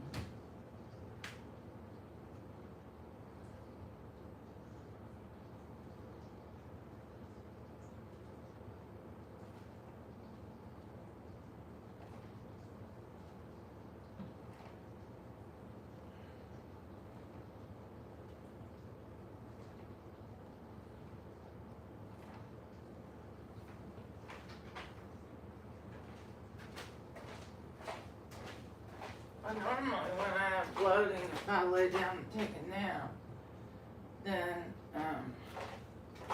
I might, bloating might go away, but if I lay down and take a nap now, then I won't sleep good tonight. If I make myself exhausted by walking, by the end of the day, then maybe I'll sleep tonight, the whole night. Because my body will be tired, and then when I wake up tomorrow, I can feel better.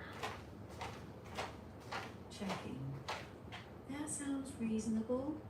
You don't have to exhaust yourself. Gentle walking, and maybe just washing dishes, moving around.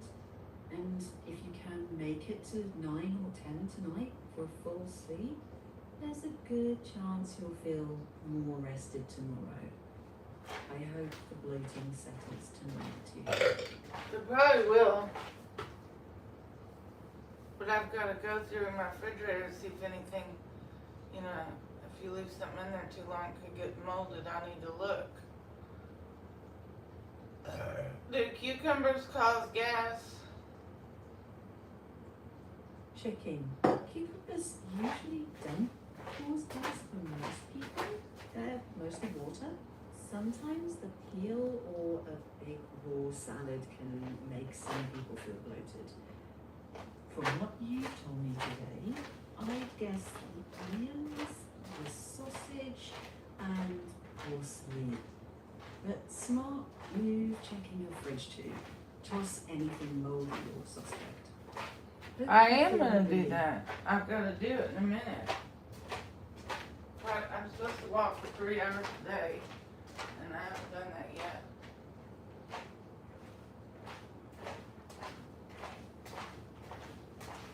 Although I'm not going that fast, but I'm going. I'm able to get up. If I don't do any exercise, then I just gain more weight and it gets worse. So I need to try to keep walking, keep going, keep trying, day after day, keep trying.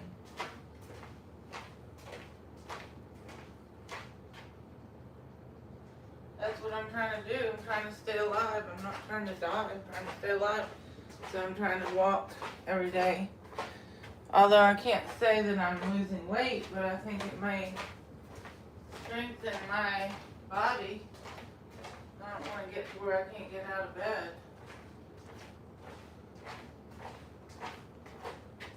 You know? Hello? I'm here. I'm hearing how much you're doing and how much you want to keep going. Walking most days. Alright, do a Grendel Junior High episode.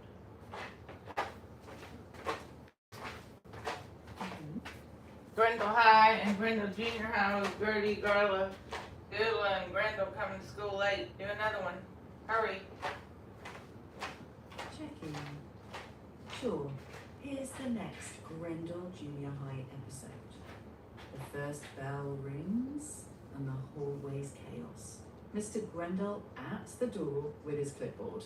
Late again, he says. In comes Gertie with that glittery oversized bag. Traffic, she says. Mr. Grendel just looks out the window. You walked here. Behind her, Garla drags in 3 shopping bags. I had to stop for snacks. And then Gula bursts through the door with a giant bag of potato chips. Crunch, crunch, crunch. Mr. Grendel sighs. First period started 10 minutes ago. Just then, the school loudspeaker crackles. Attention students, today's surprise inspection is about backpacks. The whole class freezes. Gertie whispers, Garla tries to hide one shopping bag under her desk. Gula keeps eating chips. Mr. Grendel walks into the classroom. Nobody move. Right then, the burnt biscuits in the corner start giggling. Gertie turns around. What's so funny? One of the burnt biscuits points at Gula. Without realizing it, Gula has chip crumbs all over her shirt, and a little bird has flown in through the window.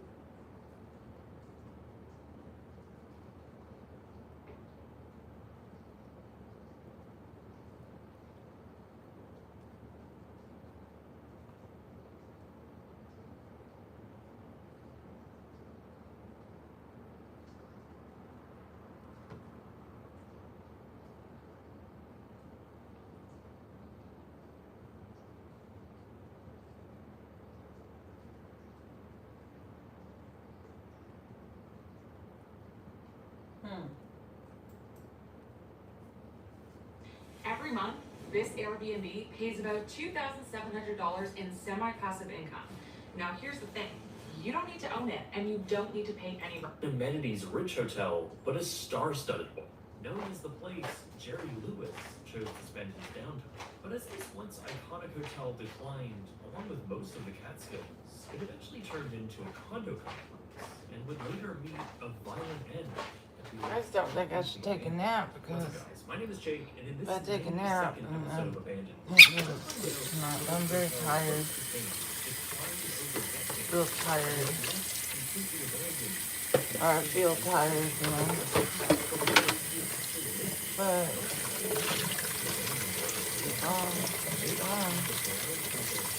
gotta do. If I can make myself stay awake, and possibly tonight, I will. You know, be able to sleep the whole night. The whole point of it. I don't know what made me have insomnia anyway. Shouldn't be having insomnia.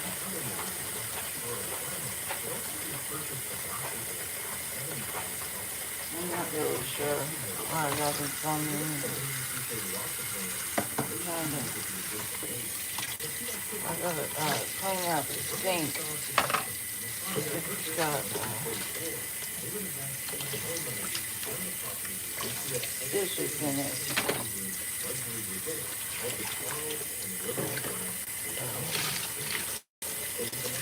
Clean out the sink.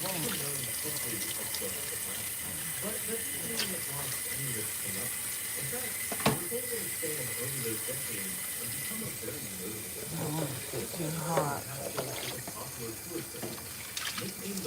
I'm gonna clean this out. I'm gonna clean the sink because it's got grease in it or something. And after I clean the sink, then I can redo the water. Try to wash this stuff. After I do that. And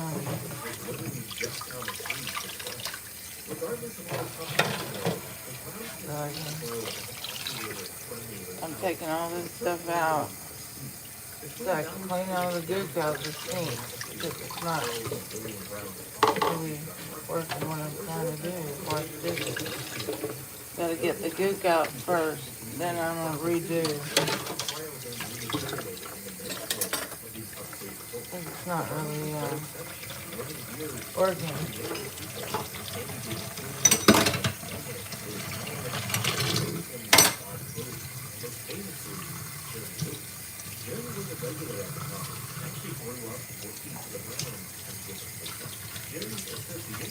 Okay, now I'm gonna try it again and fill the sink up with hot water and soap, and then individually put in the dishes to wash. There is also a lovely indoor and outdoor pool as well as basketball. 260 acres that's all combined relaxing. The building is more modern with 20-year colors, many featuring private balconies, while the drive up was lined with perfectly landscaped flowers. New lobby wings will be renovated with style straight from the West Coast. The resort calling it the Beverly Hills. The problem is it's not, the sink is not right. Some goop in it. There we go. I got it now.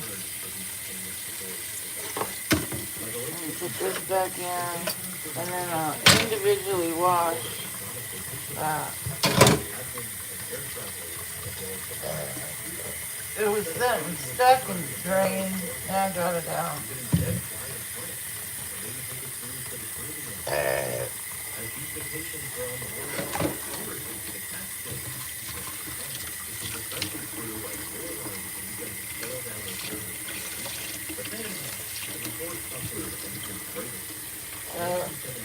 I'm going to put the chopsticks in there and the smaller items and leave the bigger items out because I got the gook out,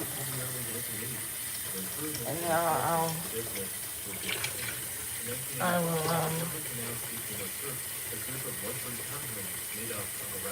try to get it, try to wash it.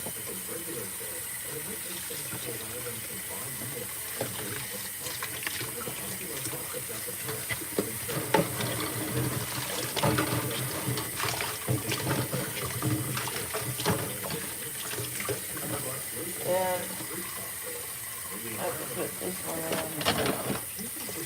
Leave these out. Leave the pan out and the pan and that thing. Put the bowl in. Then I'll try to think about when I'm gonna have for dinner. Working side by side where you, at the Browns Hotel, really all of the Catskills enjoy daily just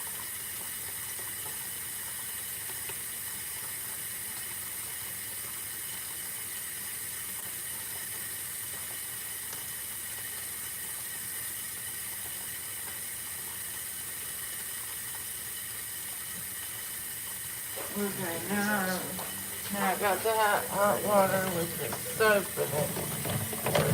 And I can let this soak. See, it wasn't really working because there was goop in the bottom and the water was draining out. So the ferry times change. But I do need to wash The good news is cutting we have our board own private and the charter for the pan. island.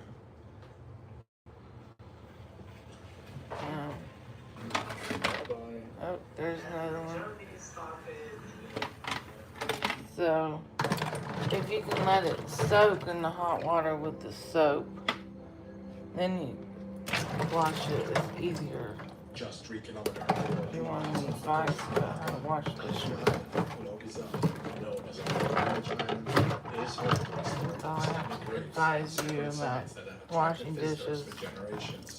Even if you have a dishwasher, I mean, I guess it depends on what kind of dishwasher you have. Probably want to rinse them off with hot water. Or if you could let them soak in a sink with hot water, then probably have your dishwasher probably work better longer, my opinion. I don't know. Just a thought. If you're interested in my advice. Something like that. That was the only possibility to sleep on the island. And nowadays it's forbidden to spend the night on the island.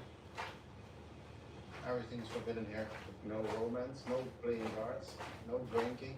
My bloating, it feels a little better. Not even praying. But I just feel like I'm exhausted, like I have a flu. I hope so. They don't say I need to sleep, but No forbidden sign for drones, which is red. I hope to see some animals today. Yeah, I wonder how many people live on this island, because these people, they don't seem to leave this island, right? Yeah, and we read an article about it that people just illegally stay here, camp here. I mean locals, of course, Malaysians. We will have to walk about 1.5 kilometers or 1 mile to the first abandoned hotel. No, that looks too bad. Yeah, this building seems to be abandoned, but people live there. Are clothes drying.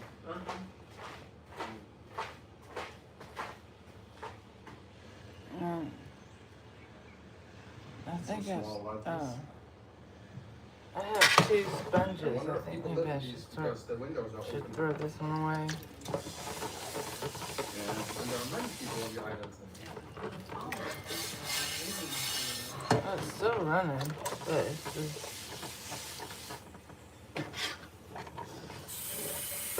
I have any laundry soap right now, so got some dish soap left.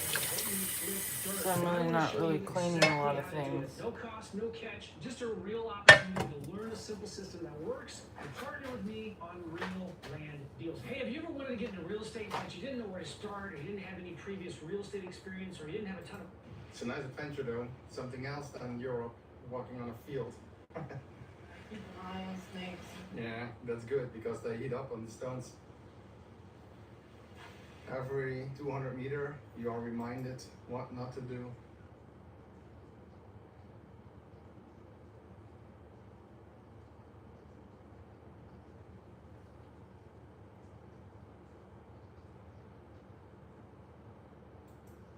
So I've been in a very Chinese time in my life.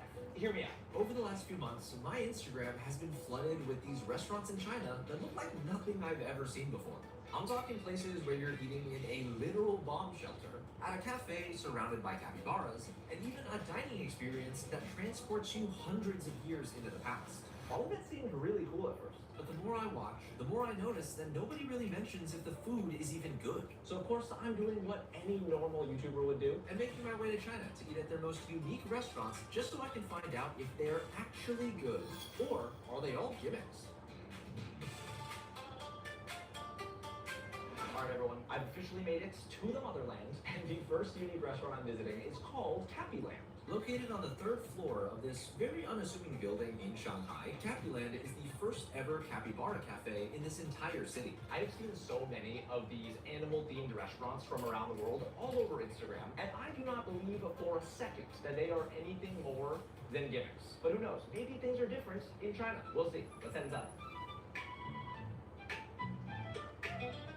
Now, in case anyone thinks I'm dumb enough to be alone in a country where I don't speak the language, you're wrong. Everyone, I would like to introduce you to Jane. What's that? Few quick fun facts about Jane. She lives in Shanghai, loves animals, is a huge foodie, and she's essentially my guide for all things China. Jane, have you ever been here before? No. Okay, this is going to be a new fun experience for the both of us. Fingers crossed it's good. Now, prior to coming here, we did have to make a reservation since there are only 2 capybaras at this location. Obviously, from the pictures, these capybaras look adorable. However, Jane did tell me that she found a review on Genping, I think, it's basically China's version of Yelp, where someone almost got bit. I'm a little nervous. But I wasn't going to let that stop me from walking in. And when I did, I realized that the place looked very different from what I imagined. They had a front lobby with lockers to store your belongings, a gigantic play area for, I'm assuming, the animals, and of course, capybara-themed items everywhere. Now, it turns out Cappyland isn't a full-fledged restaurant, which does make sense since there's animals in here. However, they do serve food and drinks, so I'm going to order first before playing with the capybaras. After picking out what we wanted, Jane and I were instructed to store our things and wash our hands before we can meet the capybaras. To be honest, I was a little excited, but right as we were about to enter the play area, I noticed all the warnings. Ladies and gents, I would like to introduce you to Dai and Tudo. Jane, what are their names mean? Dum Dum and Potato. Dum Dum and Potato. One of the employees explained to us that Dum Dum and Potato are both a little over a year old, and they're basically inseparable. We even got to see their baby pictures. I'm not sure if seeing all of this is to comfort me, but immediately after, Jane and I were given some grass to feed them. Sure, this may sound fun at first, but I was still nervous since one of them bites, and I'm not quite sure which one. Is this my manliest moment? Definitely not. But the last thing I wanted was to visit China and end up in the ER, all because a capybara bit me. That would be embarrassing. This car isn't finished. I don't even know what that is. Until now. Because the greatest measure of an automobile is how it makes you feel. Well, nowadays, you don't even need to Google, just ask the AI. I fed them both. Not a scratch on me. Although, Fear they're now not passed. always I will right, admit, but... playing with the capybaras was quite fun. They kind of just did their own thing, and we just followed them around to different parts of the room. Hey, low-key, these I don't even know what a capybara is. Okay, used to this kind of Ryan. After taking a few more obligatory photos with I'm our trying to new clean friends, this. Tato and Duncan, we were escorted over to another area. It's finally time to eat. By the way, Jane and I are going to be drinking every I hate when I have blood in them. along with I still need to work because I'm sleep there last night.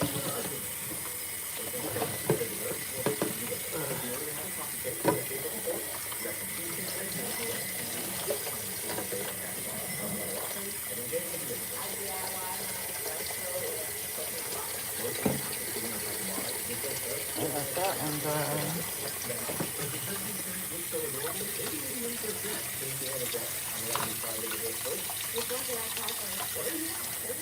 Gotta let it soak in the hot water and then I rinse it. Use the soap water, wash the dishes and put them on when they're done.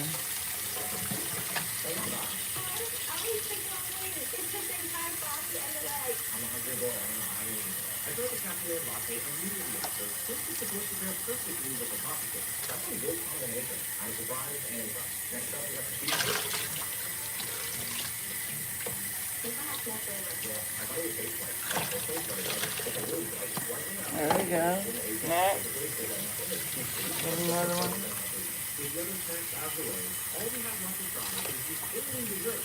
Shaped like an What actual rinsing this off? not a lot comparing the capybara. I feel a little bad eating them, but they're able to try to my dish series. That's a lot of it's a microwave dinner bowls. When you buy microwave dinner, you can save the dish to use for your dishes. My least favorite, but you know what? I'm okay with that because it's so adorable. I didn't really want to eat it anyway. Which dessert was your favorite, Jane? I'm going raspberry soup. After finishing our little soup treats, Jane and I set our goodbyes to potato and dum dum. I brought a souvenir for the road, then we made our way back outside to make our big decision. Alright everyone, our time at Happyland is officially over, and I will be the first to admit I have a lot of fun. Let's see. Getting them clean. Is Happyland good? Getting them clean and What do you think? Fantastic. Super cute. I was not expecting to say this, but I'm gonna have to agree. Happyland. I'm gonna open the sink, start the drain. I will never forget them. Although, side note, I am very glad there was not a lot of food here because we will be eating a lot. I'm draining the sink right now. Okay, I've been soaking it hot water so 15 minutes. And that way it sanitizes it. Okay. That's what's happening. I'm sorry I don't sound very good, but I'm just feel like I'm going to fall asleep at any minute. So I'm trying to make myself stay up so I can reset the insomnia schedule. I'm okay. I mean, I just don't feel great. Hopefully it'll improve soon. I'm praying.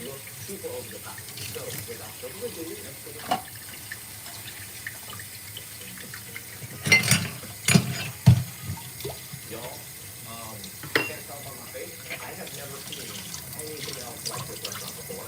How do I grab on the dinner platter right now? This is crazy. The inside of Space Lab and literally looks like something straight out of I'm going to drink some water, see if I can push out a few clumps. LED lights everywhere. There's even robots casually rolling around the restaurant. So we got seated, and rather than ordering with a waiter, we were immediately handed this tablet with the menu. The good news is most of this menu is in English. I don't need you to translate everything. The bad news is based on the options, I don't know if this thing is going to be good. They have things like burgers, fried fish, and even American-style barbecue beef ribs. Exactly what I expected to see here in China. Do you think the food here I'm cleaning the sink out. Then I can put this stuff on the bed. And then I'll be ready to try to see what I'll cook for dinner. Alright, y'all. Our food has Whatever's in the order, and although refrigerator. I'm not the most excited about our options, I do have some stuff in it. Went to the food pantry the other day. So I have some stuff in the freezer and the refrigerator. But I have to get out the bad food. Our most powerful tool is understanding what will make you feel something.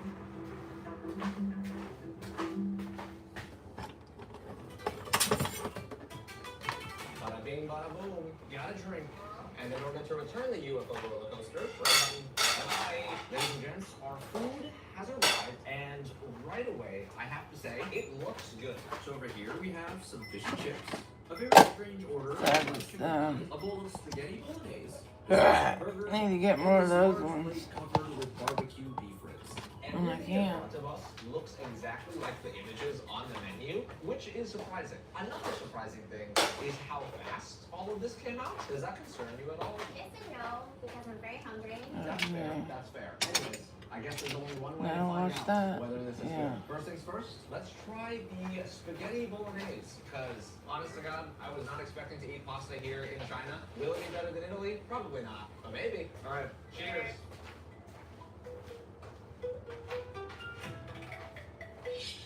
Not my favorite thing in the world. Is it me or is it kind of bland? I didn't have ramen for 2 days, so that might be why I'm bloated. I agree. Not off to a great start, but the good news is there are still 4 other dishes. Next, Gina wanted to try Space Lab's fish and chips, which I didn't think could be worse than the spaghetti. But We're gonna chips. I want to see fish. There's no chips. This is just it's just fish. Sorry, just fish. No chips. Also, this looks like a mozzarella stick. What do you mean fish and chips? Based on the exterior texture, this is fried well. Bottoms up, I guess. Cheers. Why is this better than the pasta? I didn't really want to say it. It's pretty good. I don't hate this. I'm not mad at this. Again, it is fried very, very nicely. The fish itself is not.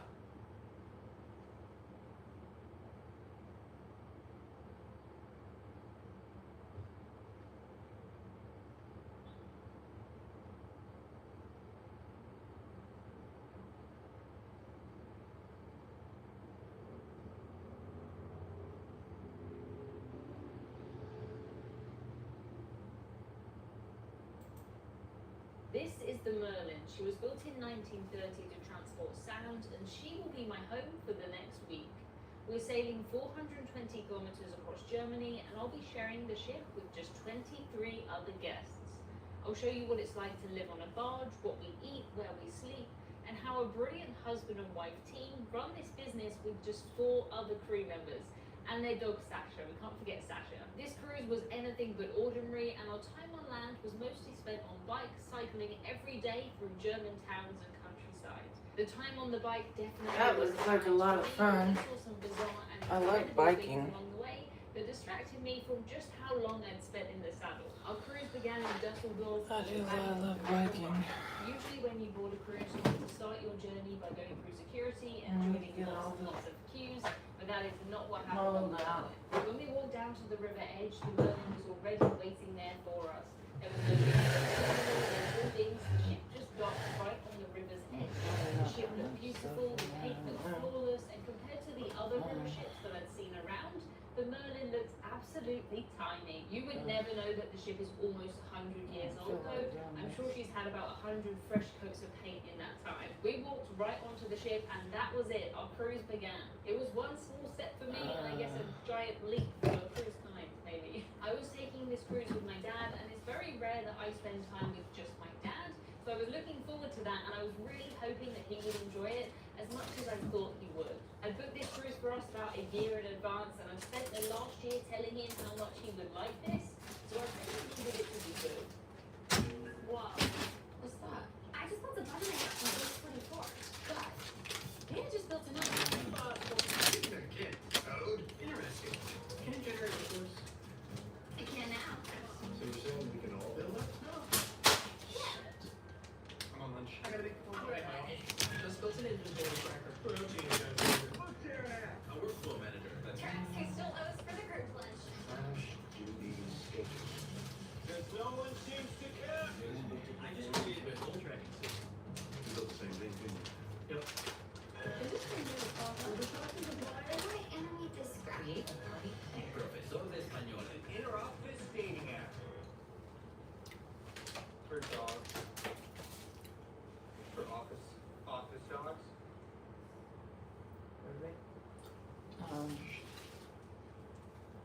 Trying to get out anything that's bad. Molded or whatever. What makes daddy? Maybe it's just being the very best at what you do. And GoDaddy is the daddy of domains. Domains that give you an AI-powered website and marketing tools to grow your business. Get the right domain in the world. Is that molded? Because you're more than an idea. You're the daddy now. Get everything to grow your business. Daddy of domains.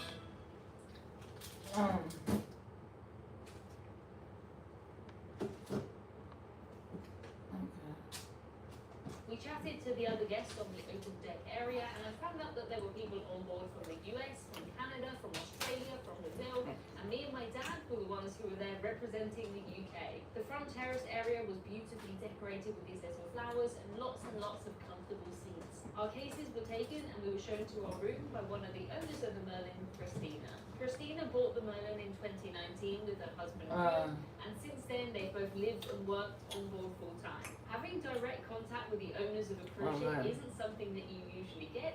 Usually the owners of a cruise line are so far disconnected from the fleet of ships, but I knew that they were there and that I had tons of questions that I wanted to ask. I think From what I remember, lemon. 2019 doesn't seem like a fantastic time to buy a business in the travel industry. So I feel like good. something happened in 2020. Julie and Christina actually met working on board another river ship, and they took a huge risk, giving up their jobs, giving up their home, and buying the cabin.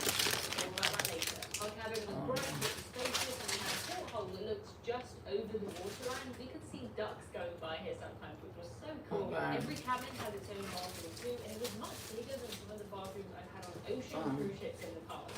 The shower was massive, and there was plenty of room to get ready afterwards.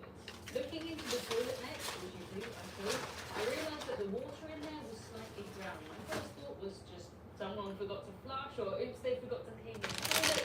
But I was wrong about that. The toilets on board actually have river water in them, and to me that makes perfect sense. There is no need for the water in toilets to be of drinkable quality, and when you're on a trip like this on a barge, you have to plan where you can get fresh water from, so it makes sense to use the river water where you can. No, it didn't smell like a river, it smelled lovely. I love this colour yellow in the cabin, and unpacking was the easiest thing ever. The majority of my suitcase was full of cycling clothes, so it was more of a question stuff off the back which wall. cycling t-shirt am I going to wear today, rather than what do I want to wear. I did pack a few dresses and a few normal t-shirts, but they really didn't take up a lot of space. And I am a fan of packing light, so this works very well. To cut costs, I do use public transport wherever I can, and it's just so much easier when you don't pack so much stuff. Stand by your suitcase on the train. We unpacked into the shelves on the side and left some things in our suitcases under the bed. I brought my Captain Hudson suitcase with me, and my channel mascot Captain Hudson was with me every step of the way.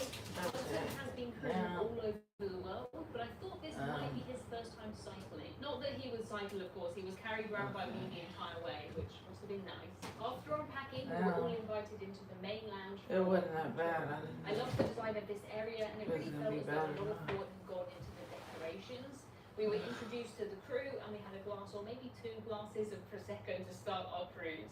I was so excited, but I was a little bit nervous about the amount of cycling on the schedule.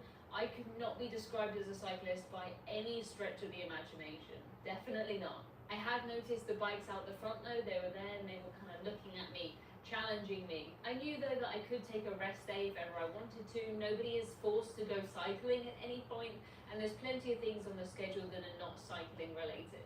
Some people do come on this cruise and they stay on board every day, which is totally fine. The ship usually won't be sailing all day, so people will kind of come and go whenever the ship is docked. Next on my to-do list was food. The way that it works on a barge is that there's a set 3-course meal every day for dinner, and the menu is put on this board a day in advance. The idea of set menus does normally make me feel a little bit nervous, but if we saw something that we didn't like, we could talk to Christina and she would make us an alternative if possible. For example, if you saw the menu and you saw that tomorrow's dinner was lamb and you really didn't like lamb, you could have the vegetarian option or something else. You just need to tell Christina. On the bigger river cruise ships and the ocean ships, you'll usually have a menu that you choose from, but with 24 guests, that just is not possible. I cannot imagine a single dish that I could cook successfully for 24 people and have every part of that dish hot at the same time. That's really tricky, let alone a 3-course meal, so I was very impressed with all the food on this cruise. Christina is the owner of the Merlin and also the chef on board, along with about 20,000 other jobs that she does. You would expect that if somebody had so many jobs, they might not be fantastic at every single one, but this first meal proved that Christina was a brilliant chef. We had a sweet corn soup to start, beef or tofu bourguignon for the main, and an apple strudel to finish. I'm amazed that I managed to say the word bourguignon there. That was very good. Proud of that. I hoped that the rest of the food would be as good as this first meal, and I knew that the food was not just for the enjoyment of eating it, but also it had to be the fuel for our daily excursion. Staying on a ship of this size does mean that you get to know every single other guest. You eat together every day, and normally you're out cycling together too, so you get to know everybody very fast. It's easy to get lost on the big ocean ships with thousands of people, but on a barge of this size, you see the same people all day, every day. Everyone in our group seemed lovely and really interesting, so I was looking forward to getting to know them a little better. I didn't imagine that the barge would have had a kitchen like this when it was originally built in 1930, so I was keen to learn about what parts of the ship were new and which were original. Turns out that if we did manage to transport back in time 97 years while at dinner, we would just be sat in a big pile of sand. This This section in the middle was added later, and it now has all the modern essentials like a big TV screen here that showed us our itinerary and a coffee machine that was used a lot. The beds in the cabin are also brand new and they were very comfortable. When I first climbed into the bed, I had no idea that it was an airbed, but I did find a remote control in the bedside table, which made me think. I was so happy to find a plug socket down by the bed so that I could charge my phone, and there were a couple of lamps here too, which was really nice when you were kind of winding down in the evening. Kuhn told me that last year when he decided to change the beds, he was able to donate all of the mattresses to Ukraine. They were all of great quality, and that's the kind of nice thing you can do when you run a small business like this. You don't have to get any paperwork signed, you don't have to ask anybody for permission. You can just have a good idea and then just do it, which is kind of how Kuhn and Christina ended up with the Merlin in the first place. Our morning started with a breakfast buffet, and our guide Leah gave us a presentation about the bikes and about how cycling through Germany would work. Leah would guide us across Germany every day and make sure that we had everything that we needed. Luckily for us, she had a lot of knowledge about the bikes, and we would need that a few times during this cruise. Leah would literally put herself between us and cars, and if that's not going above and beyond for a job, I do not know what is. We cycle mostly on bike paths along the canal or through the woods, but we did spend some time on the roads too. Germany is so well set up for bikes though that we almost always had a path to cycle on, or if we didn't, the cars were still very, very nice to us. I loaded up my bike with my bag, my lunch, and my Captain Hudson, and then we headed out. In total, we cycled 57 kilometers to Münster, which is the furthest that I've ever cycled in my life. My thighs were on fire trying to keep up with everybody else, but I felt so accomplished when I got back to the ship. It's not often that I push myself with a challenge like this, so I was very proud of myself, and I was also very proud of my dad, who seemed to just find this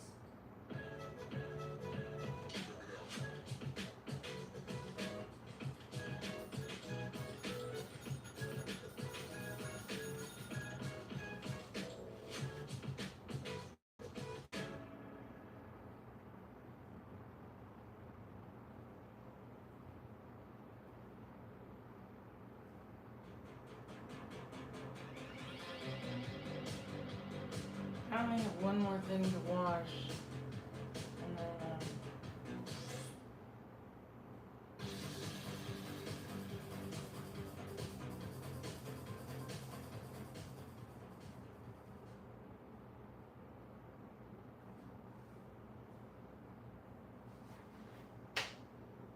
so easy. Seeing the ship waiting for us when we came around the corner was just incredible, and I did get to thinking, I wondered what did Kuhn and Christina do during 2020 when cruising shut down completely. In 2019, they'd quit their jobs, they'd sold their home, they'd put everything they had into the Merlin, and then there was a global pandemic. Being ever entrepreneurial, they decided to open up the ship as a floating restaurant for a little while before they could resume sailing, and they even had to operate a little one-way system in the barge, which must have been very tricky.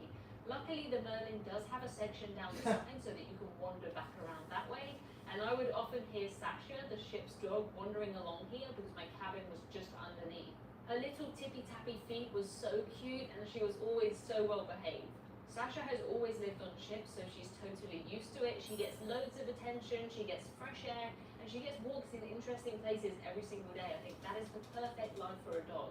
I did wonder where Sasha actually lived, but I would find out later. Even though I was tired at this point, I knew that I would need my legs again because we had a walking tour booked in the evening with a local guide. We headed into town after dinner and we learned a little bit about the history of Münster from our local guide.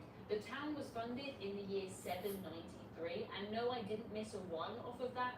793, over 1,000 years of history in this place. This is the exact same spot now and back in 1900. Incredible. I don't think that they had this restaurant here in 1900, but I filmed this because it seemed very fitting given how long I'd spent in the saddle.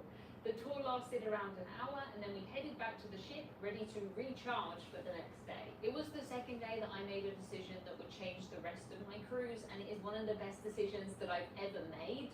I decided that I would try an e-bike. I've never been on an e-bike before, but when Leah said that the second day would be as long as the first day, but with more hills, I thought I'm going to give an e-bike a go. The Merlin has 11 e-bikes on board, and they can be reserved at the time of booking. They actually show you your speed too, and the highest I ever managed to get to was 42 kilometers an hour when I was going down a hill. As somebody who doesn't cycle, that felt so fast, and I was genuinely holding on for dear life. It was so much fun though, I had forgotten how fun cycling slow and so boring. I am so glad that I did try the e-bike. It was basically like having superpowers. It isn't like riding a scooter or a motorbike, you are still cycling, but it just makes you feel as though every pedal you do is so much more powerful. I honestly don't think I would have made it up some of those hills without the extra power. We were on the bikes for 4 or 5 or 6 hours a day, which when you're not used to cycling, that's quite tricky. During our cycle, we did come across this incredible contraption. It's kind of like a trike that's very, very fast, but kind of like a car. I think I would be terrified about being so close to the ground and going so fast. But the man who owned it stopped and talked to us about it, and he was very happy to kind of show it off. The people of Germany were so friendly, and I couldn't believe the respect that they showed to cyclists. We would stop in random shops, we would stop to taste the fresh strawberries, and everybody would let us sit, and most importantly, they would let us use their toilets. Passers-by would stop to give us directions or just to chat about where we were going. It was really, really nice. It was lovely. We went to this restaurant that kindly let us eat our packed lunch inside as long as we bought the drink. I tried a German cola, and although it wasn't a patch on Pepsi Max, it was still pretty good. It was nice. Every day we were given a little packed lunch to take with us out cycling. It usually was a sandwich, a snack, and a juice.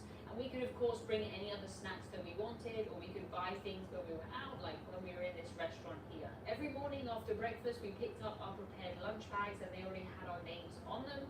The red labels mean that you have some sort of dietary requirement, like vegetarian or gluten-free. It was on this day that a friend of mine was sat under a tree eating his lunch, and a bird was in the tree, and unfortunately it pooped right onto his lunch bag. I don't think it went on the food, but talk about being in the wrong time at the wrong place. When I booked this cruise, I let the team know that I'm vegetarian, so every day all of my meals were the vegetarian option. The dishes that they created were from all over the world, and I've cruised a lot. I'm used to a lot of cruise food, but this was a step up. This was really good. Everything we had was fantastic every single time, and I never heard a single person complain about any item of food, which is a miracle. I don't think that's ever happened on a cruise. In the reception area of the Merlin, there was a coffee machine, a water machine, and on top there were lots of random biscuits. I don't think that many people found the biscuits, but I did, and every time I picked one up, I was hoping for a custard cream. I did get lucky sometimes with the custard creams, and they'd often have things like cake or cookies on the bar when we came back from our cycles. On the opposite side is a TV screen that showed us the day's itinerary and a map so that we could see where we were going. On the right and left here are the stairs to go down to the cabin, and these stairs are really steep. Some people went down them backwards, more like a ladder. It's important to make sure that you can do stairs like this before you book a barge like this. Otherwise, you wouldn't be able to get into your room, and you would probably have to sleep in Sasha's bed. I don't know. That is one of the tricky things about barges. They can't always be accessible to everybody. A friend of mine on board did bang his head when he was going down these stairs, but that wouldn't have happened if he just had his helmet on. I am kidding, of course. We didn't normally wear our helmets inside, but here I am demonstrating it. Kuhn and Christina bought the Merlin when she'd already been converted into a passenger barge, but a lot has changed since then, especially in this main dining room area.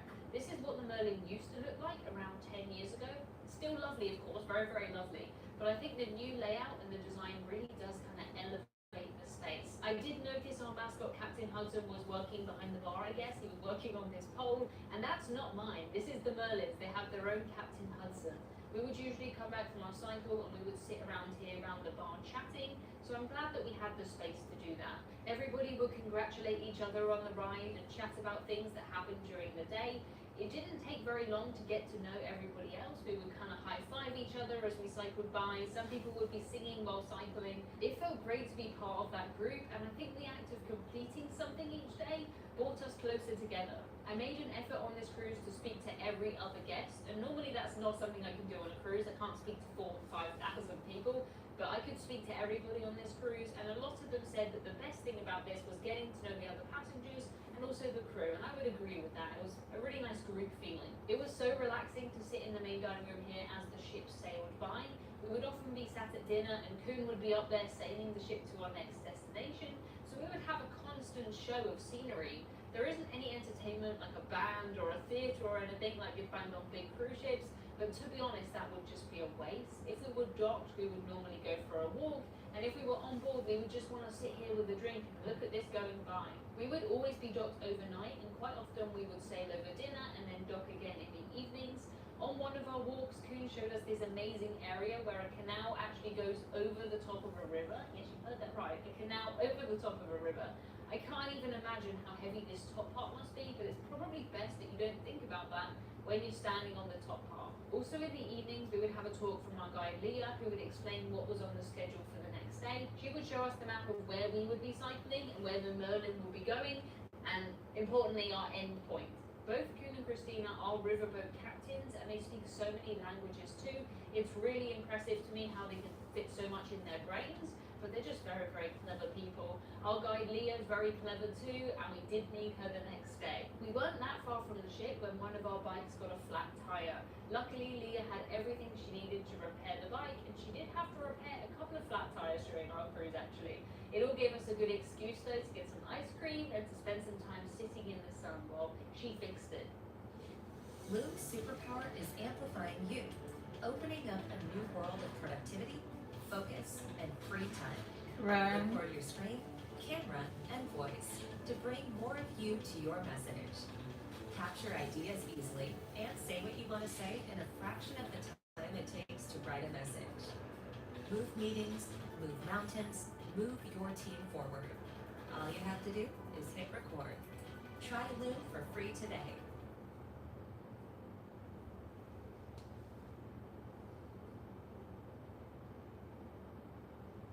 There's no debate whether you should be joining the Sub 2 community or not. You know it, and I know it. And I could go on and on about my credentials all day long, over 2,000 doors in our portfolio using nothing but creative finance, a dozen successful businesses with hundreds of employees, but who cares about me? What you should care about is how many of our community members are doing deals, and not only making more than a full-time income, they are leading the industry. In fact, our community members were much like you, working a job that's probably not fulfilling them and trying to find a pathway out. Here's the difference between you and them. They took action. And while people are changing their lives by being in our community, you've been busy thinking about, potentially possibly taking some action. Here's what I would do. Click the link down below. Let's take some action. Join our community.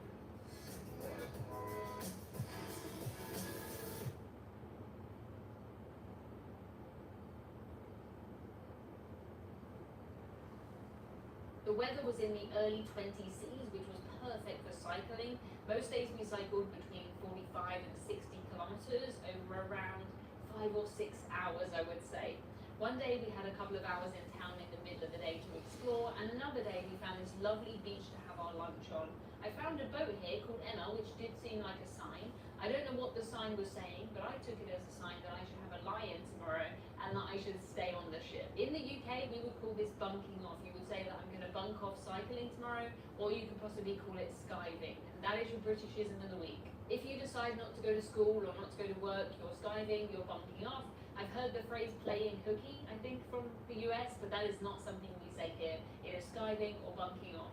Let me know what you would call it in the comments, because I'm curious, it's interesting. Most days on this cruise would be up around 7:30, and we'd set off cycling around 9 or half 9. Breakfast was served between 8 and 9 a.m, and although I'm really not a breakfast person, I thought it was important for this cruise, so I did always make an effort to have breakfast. Christina would make all kinds of food, including eggs and pancakes and all the usual things you'll find at breakfast, like cereal and breads and cheeses. Everybody managed to find something to suit, and there was always the option to make yourself a sandwich or to take a piece of fruit and to add that to your packed lunch.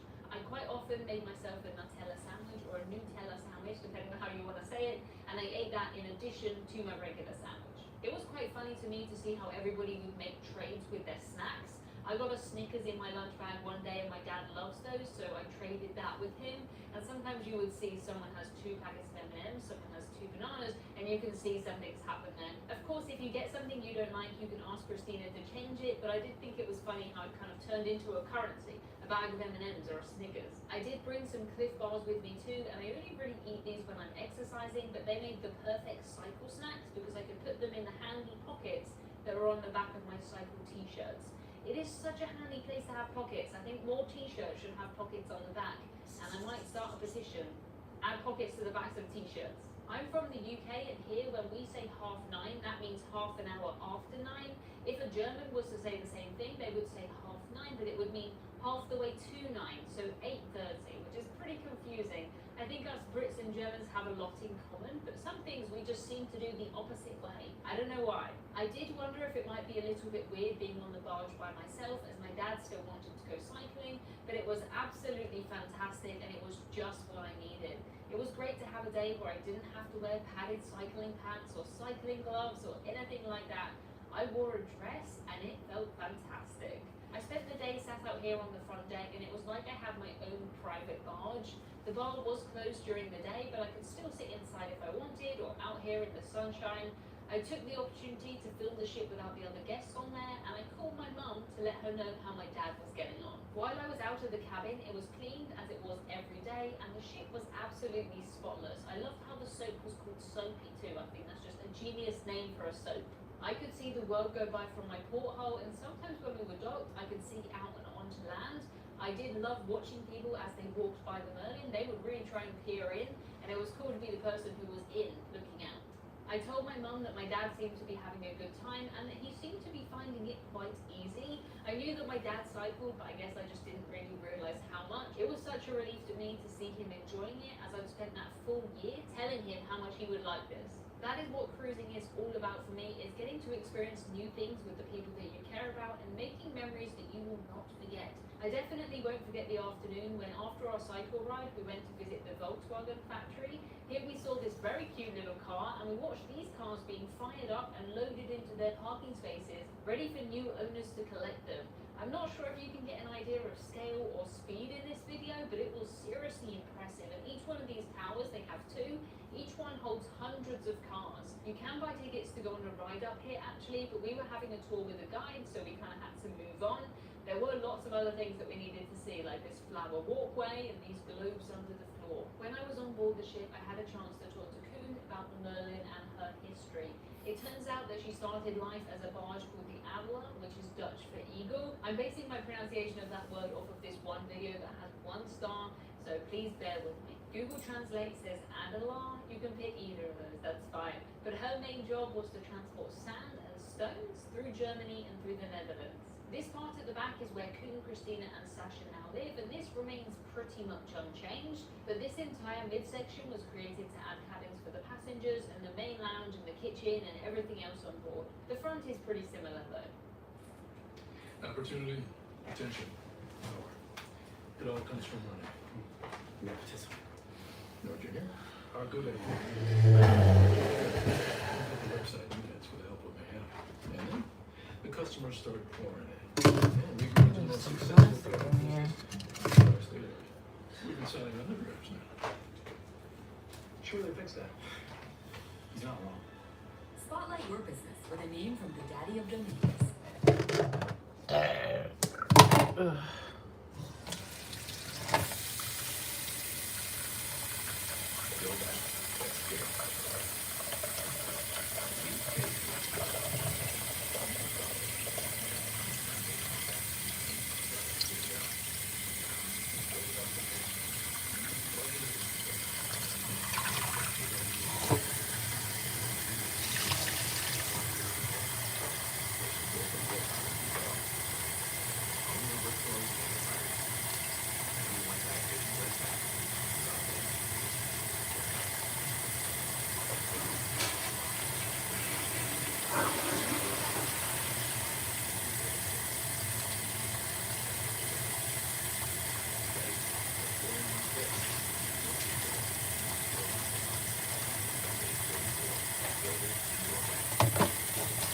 I made some beans, but they were kind of gross.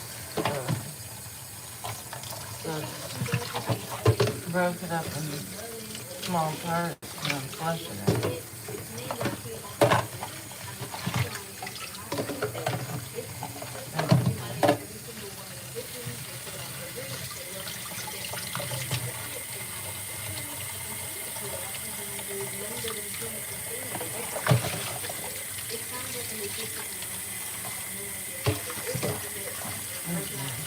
They also have to plan where we would dock the ship when we sail, and Koen actually grew up on cargo ships, so I suppose it's kind of second nature to him. For me though, the idea of sailing the ship, especially through a lock, is terrifying. When you reach a lock, it will suddenly get very, very dark. If you're at dinner, it's clear, but if you're in your cabin, it is even stranger. What happens in a lock is that the ship will sail in, is then sealed, and the water level will raise up or drop down so that the ship can carry on to the next river. It's basically like a lift or an elevator, but for ships. The Merlin sails from spring to autumn, and during the winter, Kuhn and Christina live on board, and they spend their time renovating the ship and planning future itineraries. On our itinerary, I cycled a little over 250 kilometers, which is definitely on the higher end of some of Merlin's itineraries. Every single itinerary is on their website, and they put together very detailed plans of where you'll go every single day. You don't get this on an ocean cruise. This cruise cost me around 250 euros per person per night, and that is based on 2 people sharing a cabin. In total, for the 7-night cruise, it came to 1,740 euros. That includes the accommodation, the daily tours, and all of our food. The only things that I paid extra for were the drinks from the bar and also the tips for the crew. I tipped 10 euros per person per night for the crew, and the same again for our guide Leah. Of course, this part is optional, but seeing how hard this team worked and how much they cared about this cruise meant that I was very happy to tip them. They work incredibly hard and they have no days off. As soon as they've got rid of the passengers, as soon as they disembark the passengers in the morning, they have a few hours on board and then the next lot of passengers arrive. They don't have days off in between cruises. They cruise. That price doesn't include any flights, that's just for the cruise, but getting from the UK to Germany, it's only about an hour flight, so that wasn't tricky. The cruise was a similar price to my first river cruise with Emerald. There was no cycling on my Emerald cruise, but they did have a swimming pool that turned into a cinema in the evenings. To find out what that cruise was like and what it's like cruising on a river cruise ship with over 140 other guests, check out this video next. Once I figured out that Shopify was a thing, I never turned back. I can create a site with my eyes closed. I'm Kiana, and I leveled up my business with Shopify.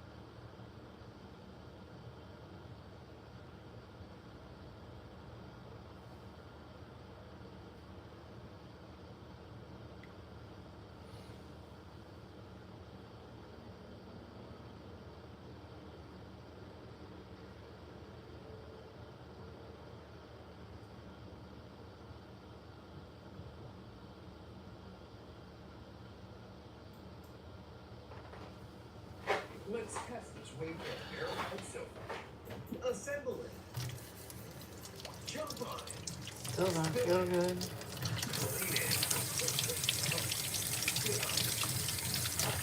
Let's see what to cook for dinner. Bye.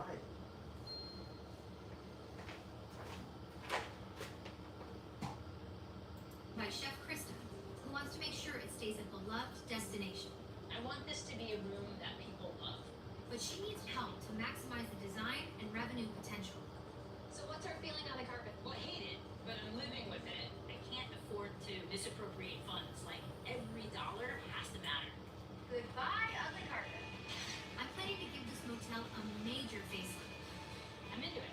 And create a space that's both beautiful and practical. To make sure that Krista can keep the motel lights on. Beauty. And even expand the Highlands potential. I kind of want to give you a big old hug right now. My name is Lindsay Karatsky, and I've spent the last few years transforming old, rundown motels into cool, unique, and successful running businesses. Here's your sign, boss. Came to get pretty well. The sign looks amazing. Hey, kitchen, how cool is this? After completing these projects, the whole idea of this cabin was 1960s doing throwback. I know how stressful it can be, so I'm sharing my expertise with other motel owners who are in desperate need of help. Every corner I turn, there's something else. It never ends. That's right. I'm taking my expertise on the road. All of these things together could bring you in an extra third.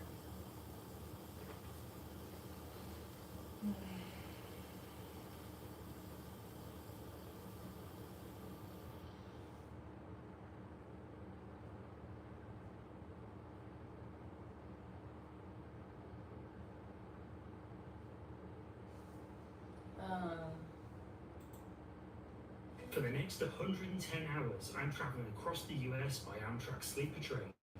I'll start in LA, traveling up the California coast on the scenic Coast Starlight train, staying in an Amtrak room complete with its own private bathroom and spacious bed. After enjoying the views and the onboard dining, I'll arrive in Emeryville, where I'll join the California Zephyr train all the way to Chicago. Along the way, I'll see some of the best scenery that the US has to offer. All right, how you All while doing? staying in a smaller and Trying to feel better. I'll spend the whole 3 days on this leg of the journey, staying in quite confined quarters, having to make do with communal showers and bathrooms, Looks like it might be okay. and trying out all the included dining. In Chicago, I'll then board the Lakeshore Limited train in a more dated version of the roomette to complete my epic 5-day journey across the US over to New York City. Well, good morning from bright and sunny LA Union Station, where I'm starting this massive journey today, all the way up the west coast of California. Don't have a huge amount of time to kill today. I actually got to the station about 40 minutes before departure. I was going to go check out the lounge, but I noticed that the train is already on the platform, so I'm just going to go ahead and get straight on board.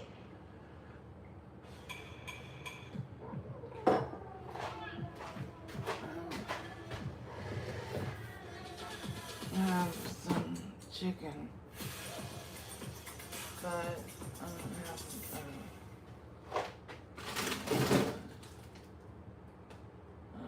to store it.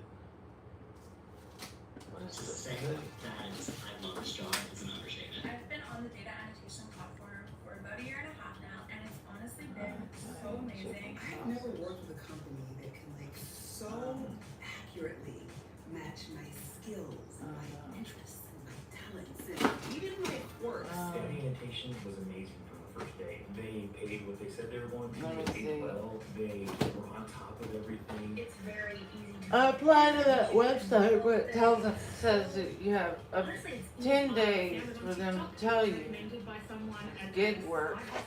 But I have managed to If you get turn it into a very valid, approved, and I haven't gotten an email from you.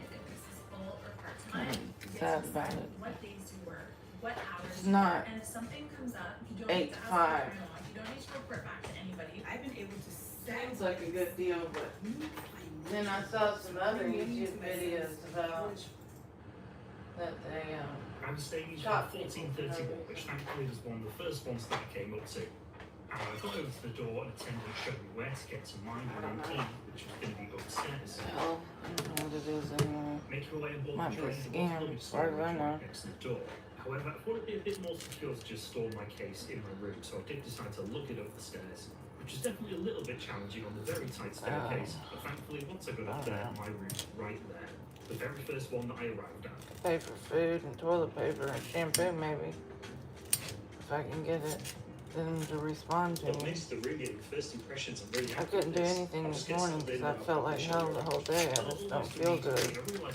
I'm not sleeping enough. Because there wasn't really actually a sensible place to store it. So I haven't done anything on the computer. So trying to exercise and cook and clean. Try to exercise. This looks nice. Very loudly. Something before I properly show you around. Take the plastic off of it. Noise kind of drowns some of that out. That shouldn't be too long. So we set it up in 10 minutes. I did desperately need some coffee, so I went and grabbed some from over the top of the stairs. You can help yourself from here at any time. Cut it. As soon as I grabbed that, got back to my room. After I cut it, I can the station to get this journey try underway. to cook it, I guess. And very quickly, I noticed one of the best things about these upstairs That's what I'll do. compared to the roomettes downstairs is with the curtains open, you can see out both sides of the train up here, so you'll never miss a view. We were moving pretty slow to start, but we soon picked up speed, and I just sat there enjoying my coffee. It's not the best coffee, but I do a load of milk and sugar, so it's not too bad. It's probably already cooked. I don't know. Not winning any awards though.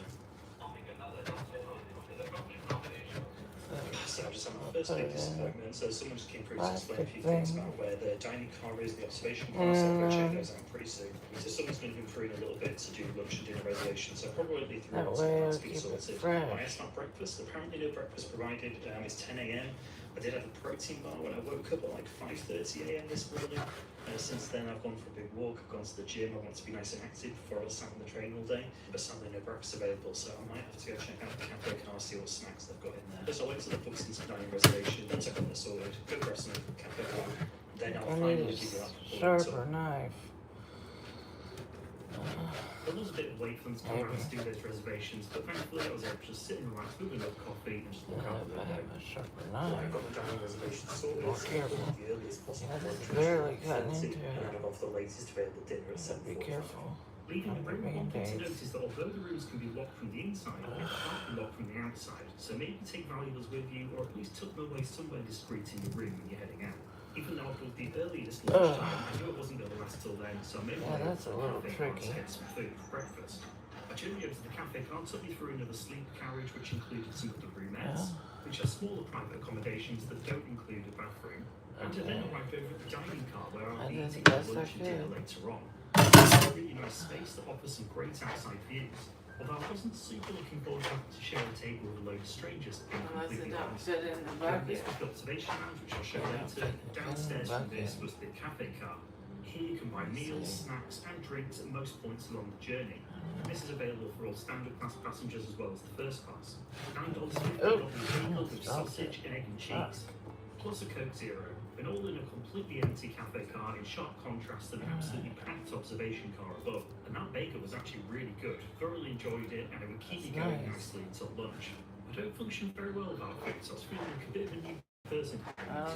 And even though I was on the level every day, there was still some good views out the windows along the way. But I did a great job of capturing them whilst I was busy eating. I'm gonna put this in one. Through the now very dark observation car as we went And then that one and go in the other one. But rather than stopping in here, for now, I just And made then I my way can back over start to the room to defrosting privacy and my room. Wait long enough now, time for a proper look around this room. So first off, we have this nice double sofa, and then across from here, there's another seat as well. And I want to be enjoying the views that way. I can be sat relaxing on the sofa, and when I want to be facing forward, I just come over to the chair. And between the two seating areas, we've got this tray table. So this folds out like this. It's a bit rickety, and you also have two little cups, which just keep. That's the kind of ham that you slice. So I sliced it with a knife. Yeah, they can wait there for now.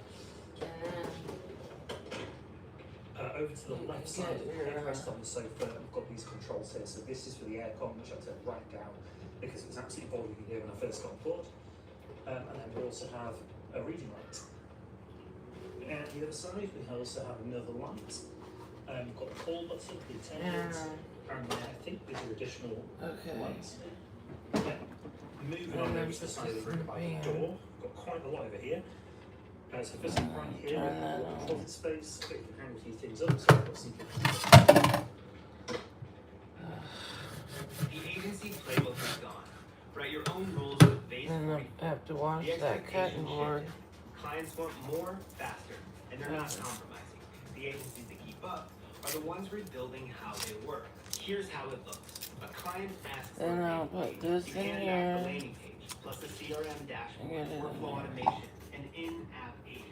There you Every go. page becomes an offer they didn't know to ask for. And the clients are only half of it. You're also building your own operation. Client onboarding, project templates. You build it once, and the whole system runs tight. Each build And then I'm gonna wash that cutting board in the sink. Chasing the feedback, sending the updates, booking the next call. 6-week project done in 6 days. Taking your brief to you to pass on. Same team, bigger output. And opposite that we have our sink area, so we've got some soap, some lotion. Pretty good sink. And then up above that we've got a little mirror, some power outlets, light for the mirror, and of course a towel. There's also a cabinet here with a few little additional things, so you've got deodorant bar,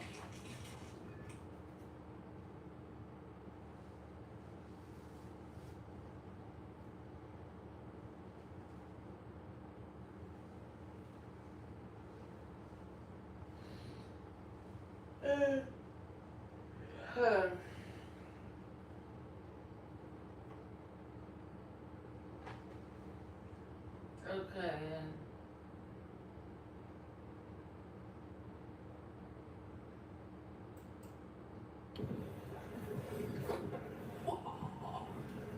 We just anchored in the dark with no motor. It can be done. Don't recommend it. I know way too much about lugs now. Johnny, what did you get? Yeah, got a dumpster and some limes. Let's go. We just got recognized in the Publix.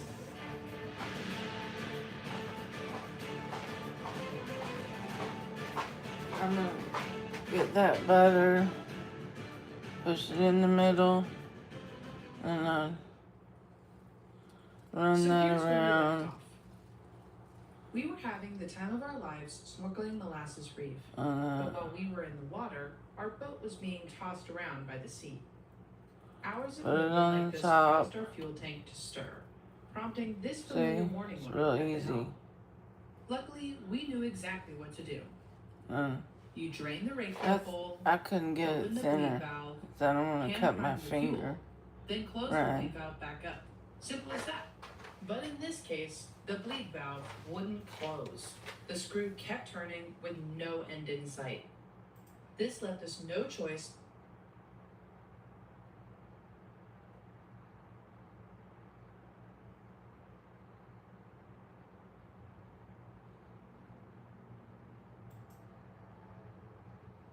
Take off your blindfolds. This is Allison, and if she spends 30 days chained to one of these strangers, I will give her $250,000. Oh, wait. But you choose which one you chain yourself to based on looks alone. Wait, I get to pick? Yeah, you get a pick. That granny, this biker, or the gym bro. Choose carefully, because the one chained to you at the end will have a chance to steal the whole prize. Okay, this is hard.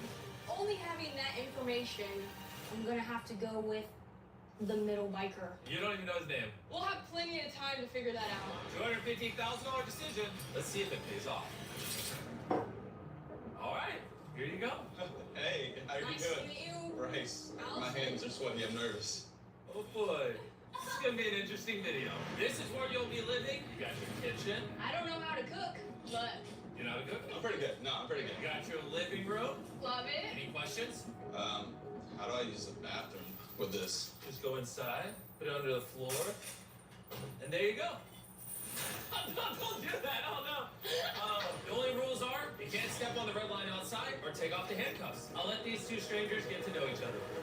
Hey, is it a bad time to say I wish I chose Granny? Yeah, I could be a backstabber. You have no idea. You know the gist. We have hidden cameras covering every inch of this house, minus the bathroom. And what Allison doesn't realize is this isn't the only stranger in this video she will be changed with. And they will all have a chance to steal the $250,000 from Allison. Things are going to get very interesting. Let's see how it goes.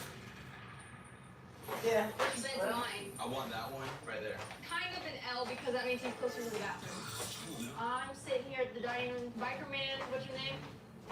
Bryce! Wow. Biker Man Bryce! He said he can cook. I just hope in the end that we split, you know what I mean? That's what I want to happen. 100%. Would I not steal? Strongly leaning towards stealing. Regardless of Bryce's plan, Allison seems completely unfazed. I genuinely have nothing to complain about. I felt like in the sky I always had something to complain about. This is 2 times for you now? Yeah. She has already had that $250,000. I came here. I was thinking about putting some green You're like, I was sauce on top of this, Don't believe me. but I want it to cook. trying to make him Well, I mean, I think it's cooked, but I want it to get browned, he could steal the you know? So curious how he would react, Allison decided to test him. Run. Out of context, two strangers chained together Anyway. talking at each other. Sounds bad, but seeing how they're laughing, I'm gonna assume it's okay. Oh, that was a good catch. At least they're having fun. Let's see if all of that changes in 2 days. You'll see what I'm talking about. $250,000 is a lot of money. I still don't think I could do it. Yeah, I can sit here and say you're not going to steal that money all day long. You could be lying to me, and I still have hope. It is now time to change everything. Ayo, what is that? My God. I'll tell you when to open back up. Jimmy? Why you guys look like that? Why do you think there's a limo right there? I feel like limos fit a lot of people. Yep. Maybe there's people. Before I explain what's going on, does no one walking look awkward to anyone else? It looks extremely awkward. I'm glad you said something. I said there'd be a twist on day 5. Come on out. Did indeed. Sit down, Nolan. There's a cheerleader. Cheerleader, let's go. There's a pregnant woman. Pregnant mom. And a lawyer. Lawyer. Okay. Every 5 days, Allison, you are going to be handcuffing yourself to a new stranger. Oh, I have to pick again. And then on day 25, I'm going to bring them all back. And you have to decide which one you can trust the most to not steal the money. You're not allowed to speak to them. You have to pick based on purely looks alone. Oh my goodness, you would do this to me? I'm gonna be so proud. I'm really not trusting the lawyer. Look at that grant. And now let's talk about the pregnant woman. Obviously, pregnant women look very nice, but she also has a higher justification to steal the money from I was you. just about to say that. And then we have a college cheerleader. She probably has some student debt. You know how that goes. And maybe that lawyer's rich. Maybe he won a multi-million-dollar case, and he doesn't even need the money. What's in the briefcase? Is he bringing it in with him? I actually don't know. There's a world where you go home with $0. I wire you nothing. Who's it gonna be? I'm gonna go with the cheerleader. The cheerleader. All right, cheerleader, come on up. Yay! Hi, nice to meet you. Hello, my name's Allison. I'm Skylar. Nice to meet you. We'll see you on day 30. Take care. Bye. They're gonna want to know: have you two ever met before? No. Right away, there was a clear difference in camaraderie with Allison's new stranger. We'll just be everywhere together 24/7. Sounds awesome. Skylar brought these eye patches. Spa day. I feel like everybody that comes in here is gonna tell me that they wouldn't steal and that they would split $250,000. She's probably like, I don't trust that girl. And she shouldn't. And with $250,000 on the line, Allison wanted to know if she really could trust her new stranger. I have a really good idea. Let's both stand right here, stand back to back, and run away as fast as possible. Why? Are you serious? Okay.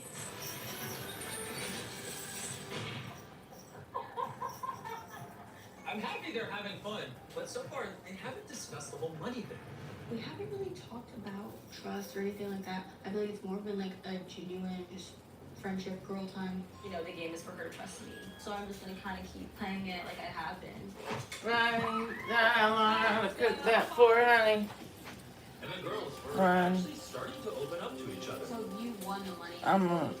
I don't want it to burn. I'm gonna turn down the flame. Like, I need to know how to invest Hope in I feel something. better Let's tomorrow. say, like I did Probably with, will.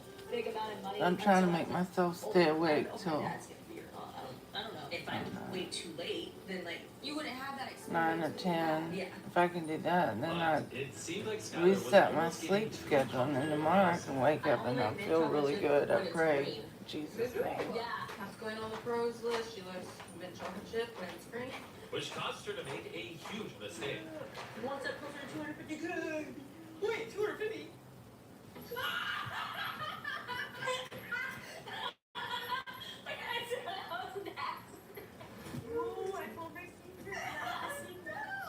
She slipped up. She slipped up. Okay, wait. Stand on my knee. Skylar's sitting in all the money. She's gonna feel.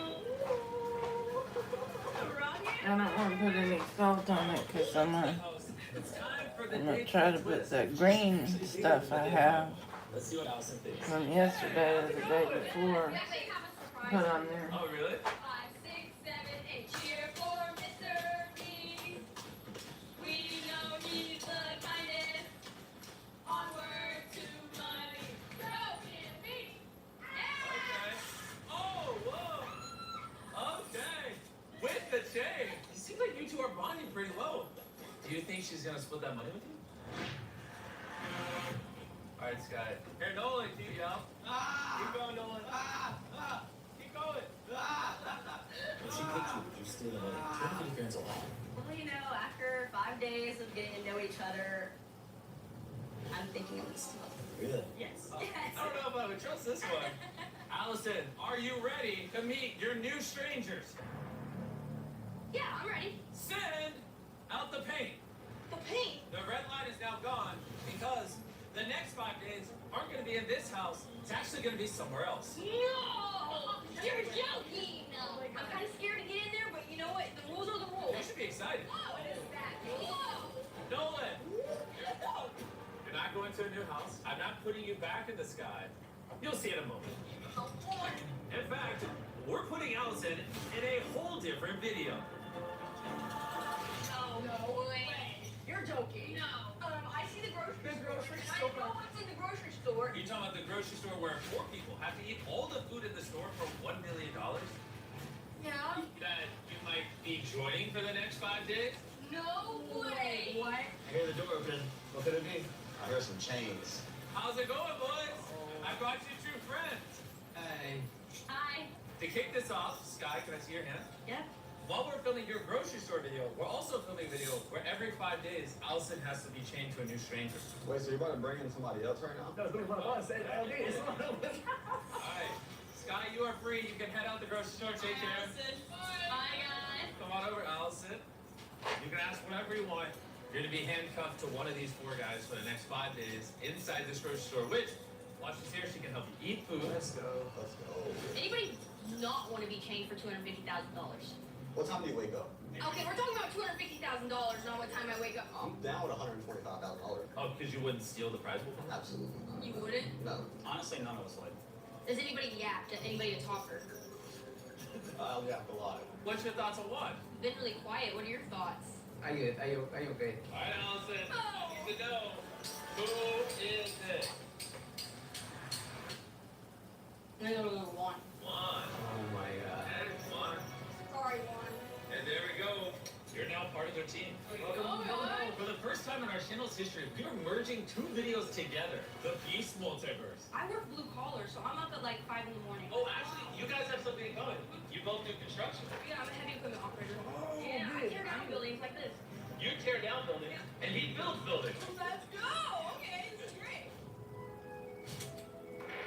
Good morning. As part of their challenge, the grocery store contestants exercise to burn off all the food they're eating. Okay. And after spending 10 days in a cramped house, Allison was eager to join in. I haven't moved this much in days. Let me know when you want to break. I got so much energy though. You and babe. We're gonna burn the most calories. Allison also tried to help the boys eat the grocery food they didn't like. I woke up to her juicing cauliflower. She said her family loves doing this. There's only one ingredient. What's the ingredient? Oh,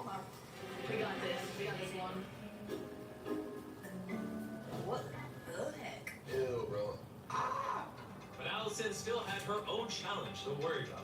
And she had to learn if she could trust another complete stranger.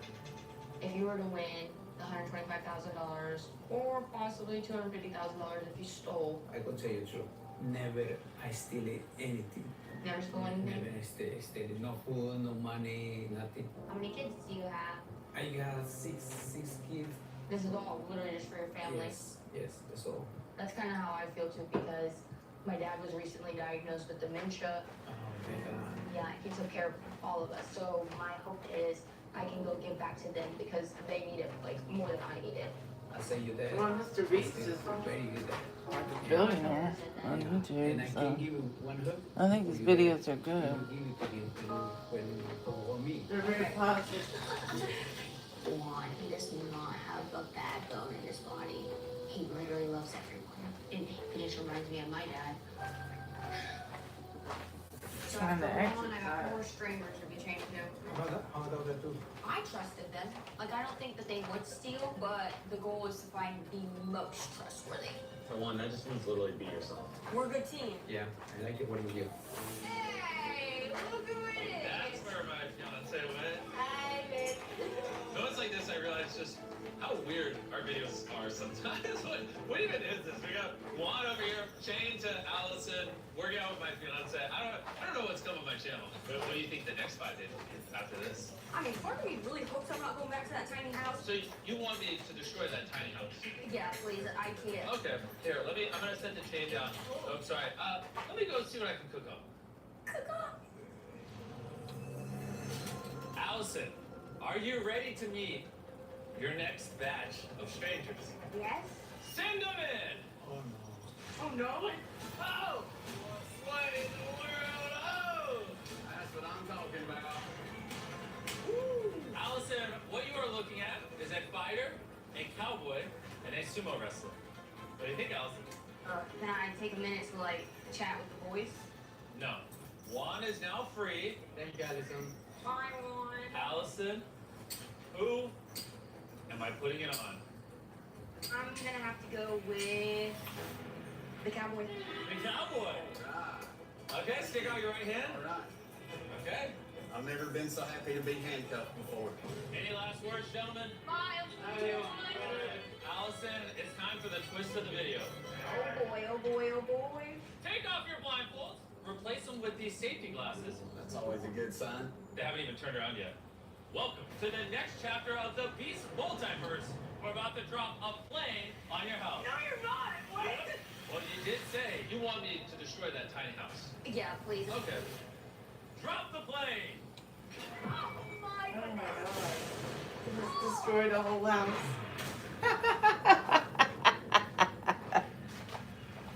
Run. My goodness, that was the loudest thing I've ever heard. Your house is now destroyed, and that's your guys' home for the next 5 days. What just happened? You're I at feel a little bit better. plane that crashed on You our know. house before? No. Now we have to pay I got this butter in there. Need to turn it over. I washed the knife, but I'm gonna flip it over. With that, you're now sealed into the circle for 5 days. Shit. Did you guys anything? I already know he's gonna say Okay. no. I got exercise. And I'm gonna let that sizzle. Okay. I'll see you guys later. Ready? You ready, Jason? Following you out. Be careful. It's like really tilted. Holy. Probably really wouldn't want to do this, but At all. You know what? This isn't my first rodeo. Y'all gonna have a terrible night. I'm using my finger now, There's a slight slope. so I don't do that though. If you're trying to cook. It's been a day since we dropped the plane. Let's see how they're doing. Knock, knock. Who is it? It's Jimmy. Oh. Oh, welcome. Yeah. From the outside, it does not look this crooked. This is crazy. Is our cowboy over here getting half of 250K? I don't know. So if she picked you, you would I'm split the feeling money. a little bit better. I mean, I've got it. yes. I got it. When I gave you one wish, yes. From outside. I got it. Is there anything else I can get you I'm guys? really bad at like on the spot knowing because I never even think of this like. You got everything you need? I'll see you soon. Bye, goodbye, Allison. Cut up the onion, the jalapeno. cut up the onion and jalapeno. And I should sleep good tonight. I'm just me being exhausted. Again, I'm just trying to make myself stay awake. Because I know if I take a nap, it's not going to be 30 minutes. It's going to be 3 or 4 hours, and I'm going to mess up the next round. You know?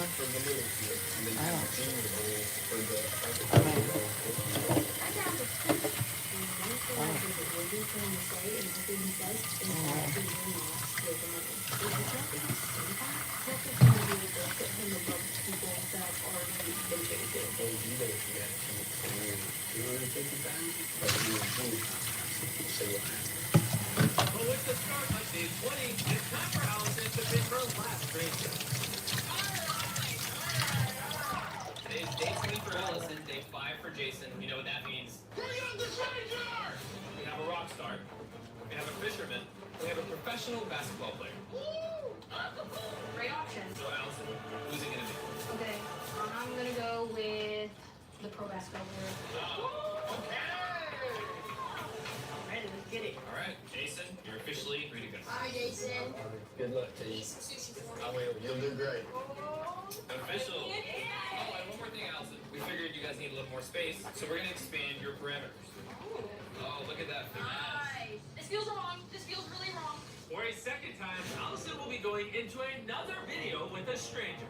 The sequel to one of our most popular videos, where this couple is attempting to lose 150 pounds before their wedding.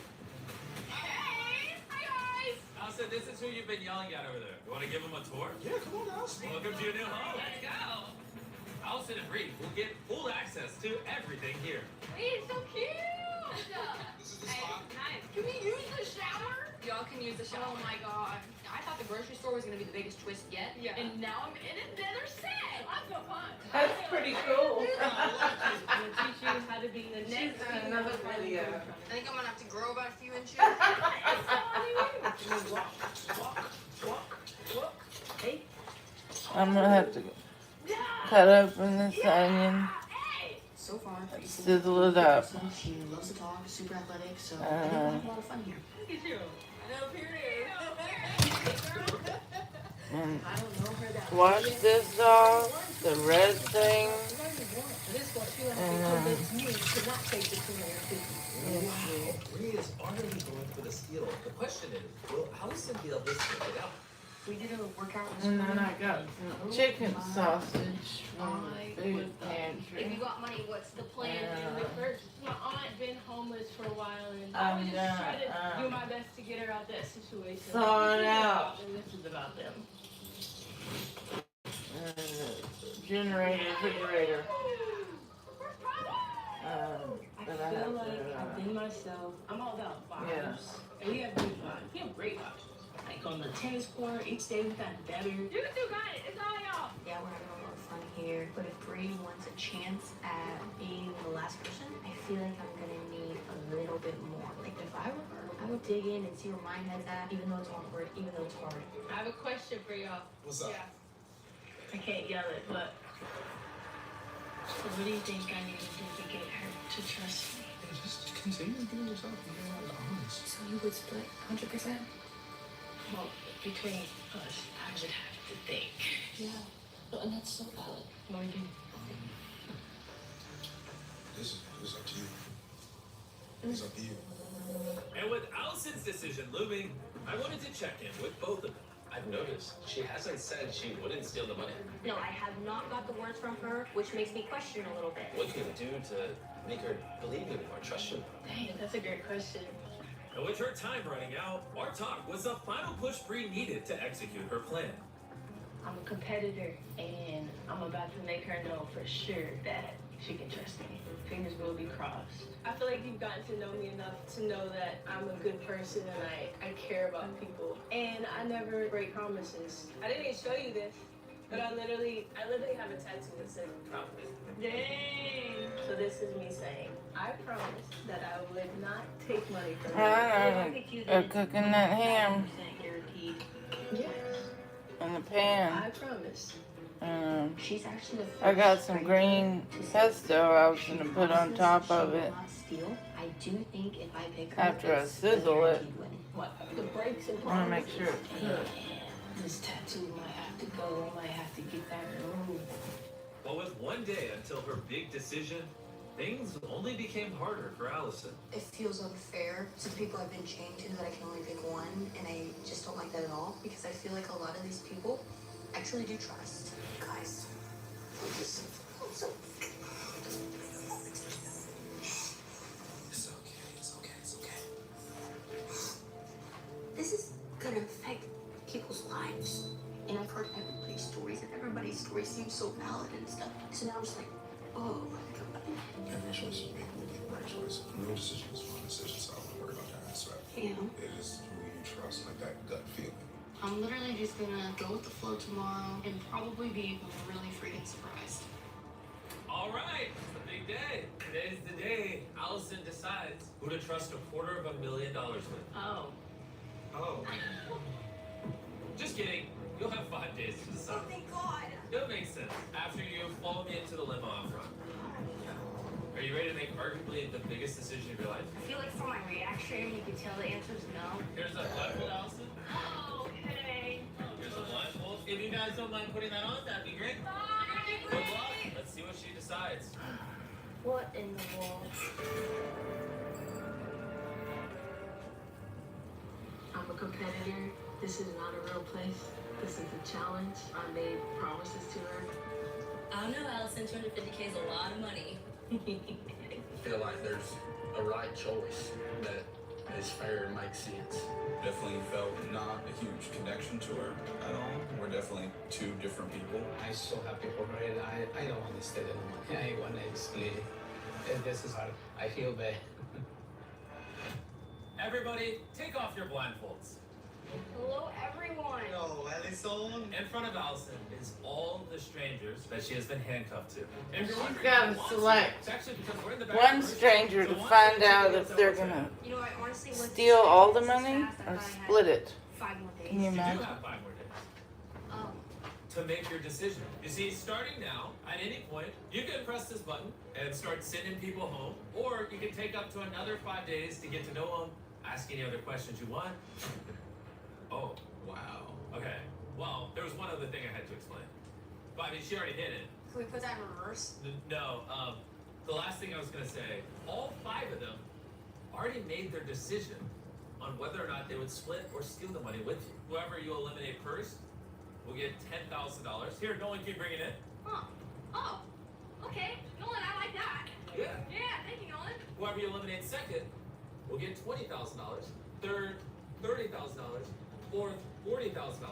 So the order in which you eliminate them actually matters quite a bit. And Lila's gonna give you up to 5 days to think about it until she just hit the button. Well, I can't take that back now. Okay. Flyers. All right, everything's happening quick. Allison just has no patience. The fun part is too, when I cut them, we'll reveal what their decision was. That is fun. That's fun.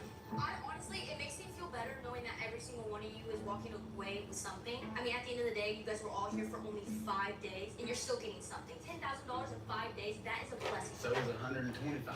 Or $250,000. This is huge for them. We can start on the left side. Did you steal the money? I did not. We promised each other we wouldn't do it. She had the option to do it. We said I did I do believe you did not steal. I 100% believe it. Scott, did you steal the money? No. What about Juan? Did you steal the money? No. No? One never steals. Okay. Mr. Cowboy, what do you want to say to her? Hey, Allison. I appreciate you trusting me. She hasn't chosen to trust you yet. Well, that's true. That's true. Do you think he stole the money? Yo, honestly, you're the one person I had my doubts about. Whoa. And I have to be That honest. hurts.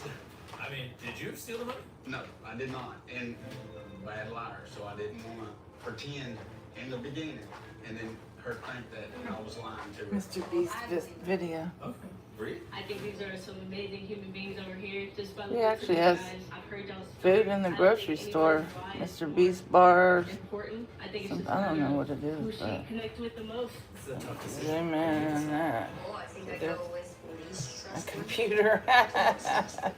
Here you go. So the person you're about to choose, you trust the least. Correct. I have have to pick you because you were the only person in the lineup that did not say flat out that they would not take the money. That being said, it's like $10,000. How many bowls can you get back? I have to remember, Allison's already won a lot of money. I didn't come and win second. I came to win first. Reveal his decision.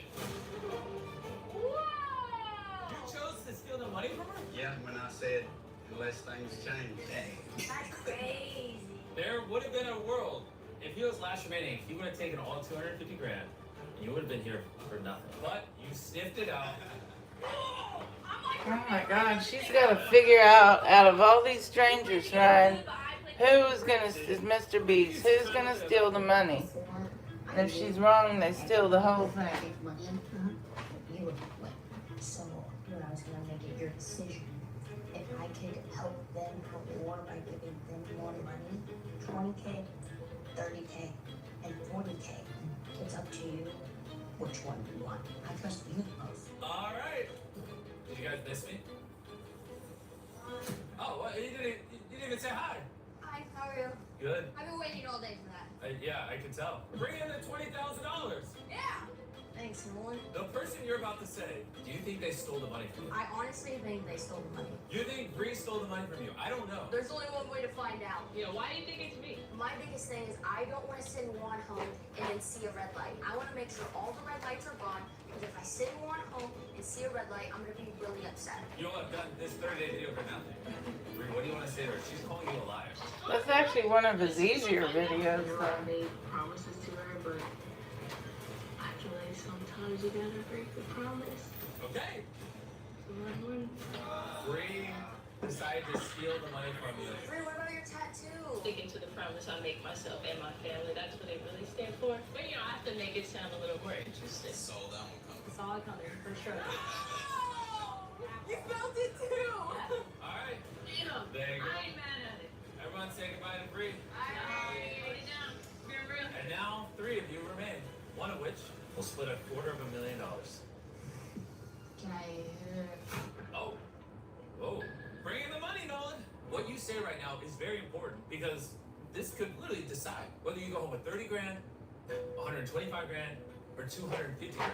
I don't know what you guys chose. Hopefully not 250 grand. What do you want to say, Allison? This might be your last chance to talk to her one-on-one. Promising and swearing doesn't mean anything. Everybody just lies. So, I mean, I feel like I did everything I can to make you trust me. I'm not a big beggar or like, you know what I'm saying? So, that's all I have. But I'm going to be your friend either way. What did you choose? I hate green. I hate green. I can even say the reason why I hate green. Tell us. Yeah, you know, I took your word. I think you took mine. And karma comes back tenfold, so that's all I really care about. Yeah, that would be a hard video to be in. That seems like a pretty honest sentence. My gut is telling me that he did not steal. It's a big decision, Allison. It's a really big decision. And after what we've witnessed, it like makes me a little uneasy still. Because you never know what can happen. You never know what somebody's truly thinking. 250 good. That being said, I still feel like I kind of have it figured out.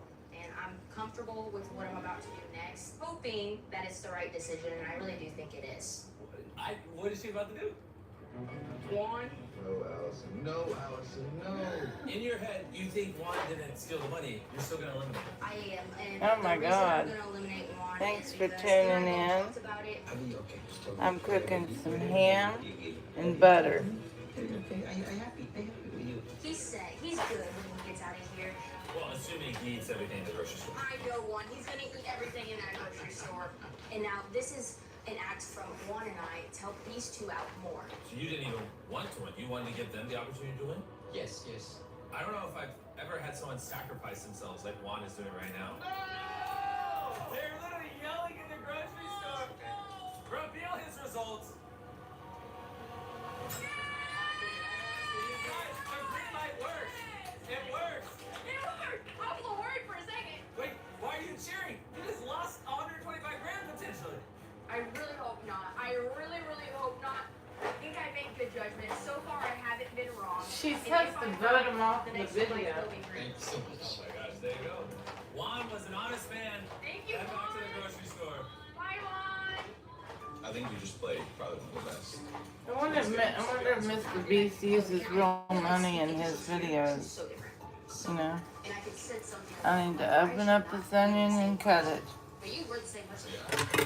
It's been over 24 hours and Allison still hasn't been. So I can sizzle it up with my ham. Sleep the night, do you think about it a little bit more? Guys, I have other videos to film. I didn't think this would take so long. I will feel better going home. I hope it's Knowing still. I took time to think There's a about little it. bit of mold on the outer part, but not much. Regardless of who Allison sends home next, Just a little there's bit. still a chance she walks out of here with nothing. One of you, I still haven't done Bigo today. I just been and one of felt pretty out of it. I don't. 125 to 250. I'm not doing Bigo when I don't feel good. I'm not going to do it because What's it's. for you feeling? She's saying she doesn't even want that. Well, I didn't say that. All right, well, you don't need this anymore.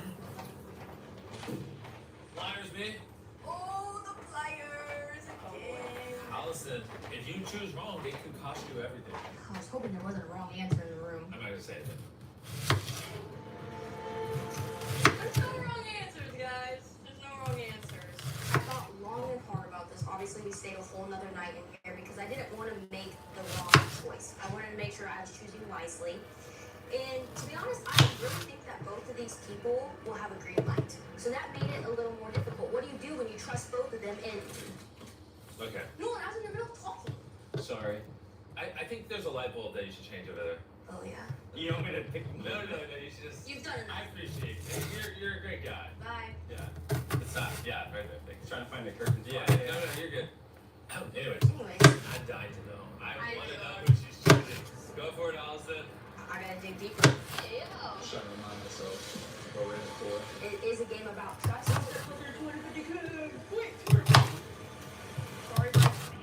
Surprised this onion is still pretty good. It smells good. It smells fresh. Be honest. What do you think he picked?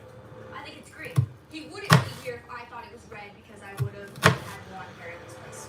So there's no world that this is about to be red. There's no world. Okay. Reveal the results.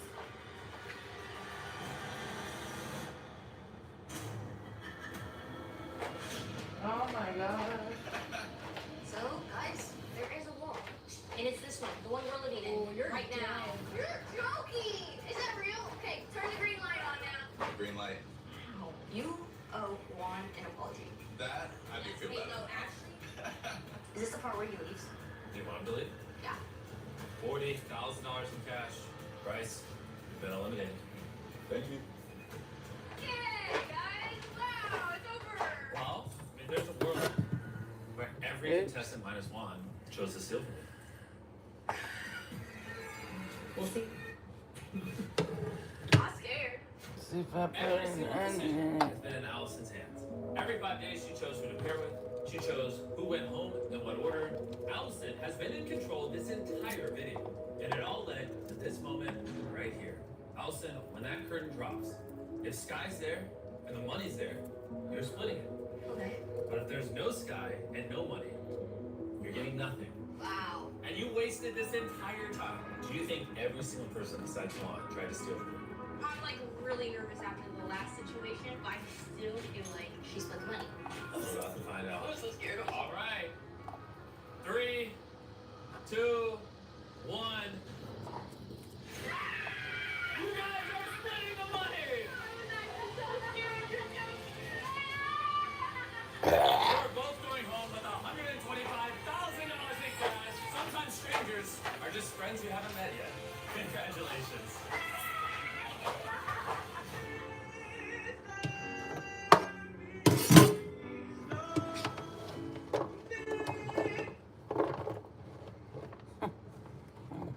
He has a whole, like, acres and acres where he makes these houses, and once he smashed it with an airplane. Crazy.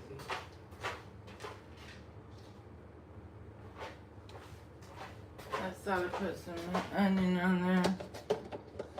See if I have any jalapeno.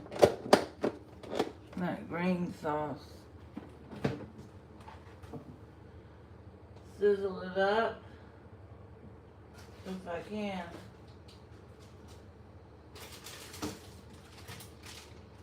I guess I could put the onion in the same bucket as the jalapenos.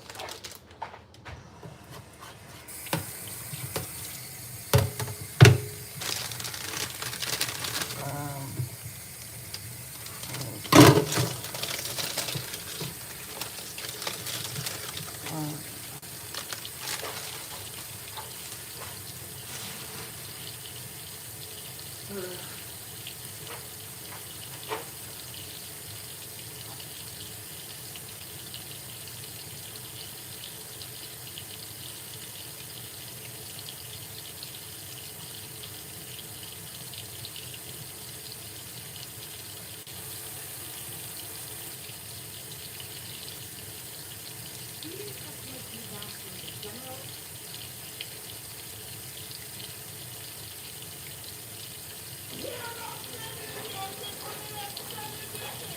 I'm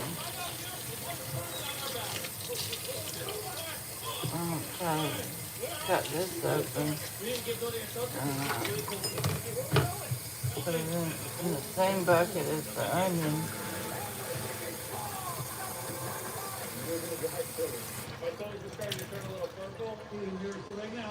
It's our last survival. So this is me and my 5 friends' attempt after dinner. I told none of the boys to bring tents because this is going to be our home. We're staying in the snow. Yep. Today we have 2 objectives: create a shelter and build a fire. Go deeper, guys. Are you actually shoveling right now? We're getting more shoveling. Because as soon as the sun sets here in the Arctic, Guys, if we don't get inside before it gets dark, we might freeze to death. No pressure. it becomes so freezing cold at night that exposure to wind for 10 minutes could cause a limb to literally freeze. I gotta move fast to get firewood. The deeper we go, the harder the snow gets. Guys are just going at that snow fort. We're making a snow fort not only to protect us from the Arctic wind, but also to share our warmth. Oh my goodness, guys. It's gonna get below 0 tonight. We really need this, or we could actually lose some of our fingers to frostbite. I need to make progress way faster. We're all dead. I'm really lucky. Guys, Hazel's here. Let's see if we can all fit in our place. We have a place to sleep tonight. And it's really comfortable. If we can extend our legs, yeah. I'm not even. We have a few hours left of sunlight, and we're never gonna sleep well. It might not be comfortable for these divas, but we're at least not going to die. It's just the number of priorities that no one dies in this video. And so, we continue tracing nightfall and increase the size of our somewhat habitable shelter while a deeply prepared fire. The fire's gonna be huge tonight. I'm excited. Let's get started. Well, I think we're all finished. Yeah, I just did it. Oh, there he goes. I can saw off my gloves now. I don't have a fire glove, you know that. So this. Okay, check it. Oh. What are you doing? Now go put that on the fire and then it's drinking water. The sun is literally set. Is the house clean? No. Right now, I need 2 to 3 to 4 comfortable. All right. Well, the water tank is set. Oh, Good thing the water's hot. But because we keep adding snow, it's going to hold quicker. Put some of this on there.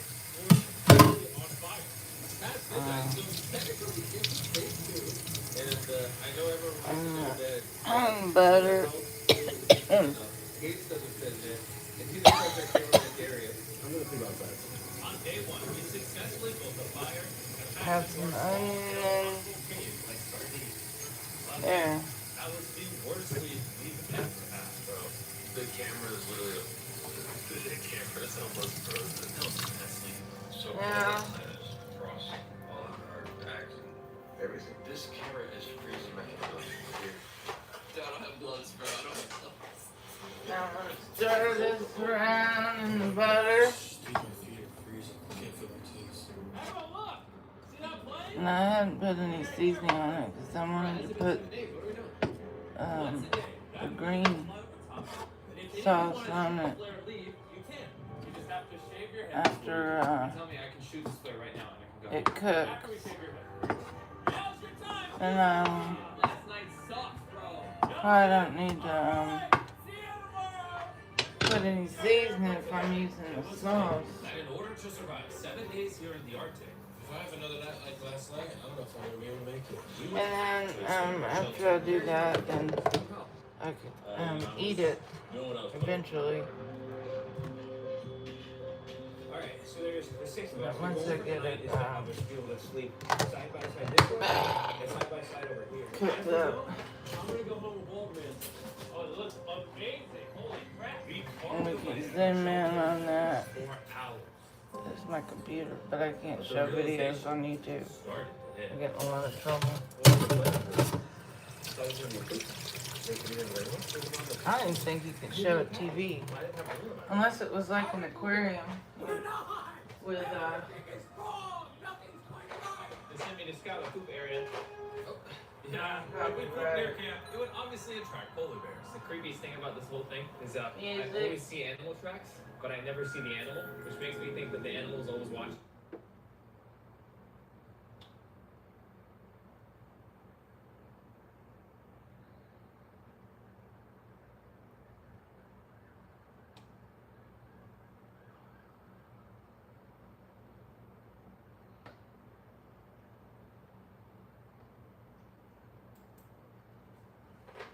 ChatGPT is used by more than 500 million people a week. It just saw yesterday that, according to SimilarWeb, it's now the 5th biggest website on the internet. Right, and here's a question for you. Why does Sam Altman in the US Senate talking about ChatGPT's growth reach for the name SimilarWeb when he's talking about web traffic and digital data? Well, I looked into this. Did you know that on Trustpilot, SimilarWeb ranks a 4.0, which is a great score? But did you also know that one of its most famous competitors only ranks a 1.8, which is a poor score? So, I don't know, maybe Sam knows a thing or two about digital data you can trust.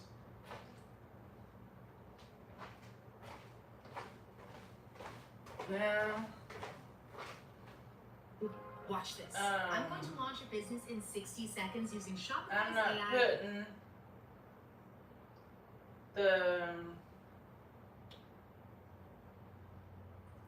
putting the green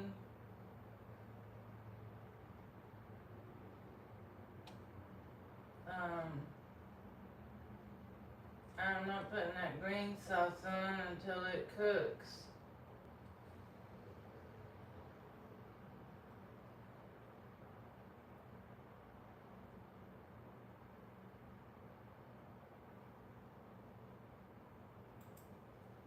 I'm about to go through every continent in the world without spending any money, starting with here in the UK. And the only rules are, I can't spend any of my own money. If I go as far as even touching money, I fail. And I've got to travel around the whole earth, touching all 7 continents in 30 days. The timer begins the moment I leave the UK. This is the most ridiculous journey I've ever been on in my life. We were starting in the hardest way possible, trying to get a ride on a private jet for free. We're doing this to test the limits of human kindness, restore my faith in humanity, and hopefully some rich billionaire can get us off to a good start. Hello. Oh, never mind. The odds of this actually working are very low, because not too many flights take off from this place, and on top of that, people who take these jets are very private, so why would they let me on there? And to make matters worse, the security was already coming over to tell me off. Yeah, so I'll just film here, yeah? That's right. Perfect. Thank you, my friend. There we go, we're already in trouble. After a while, I managed to get a car to stop. Hello, guys. I have a dream to travel around the world. You sure?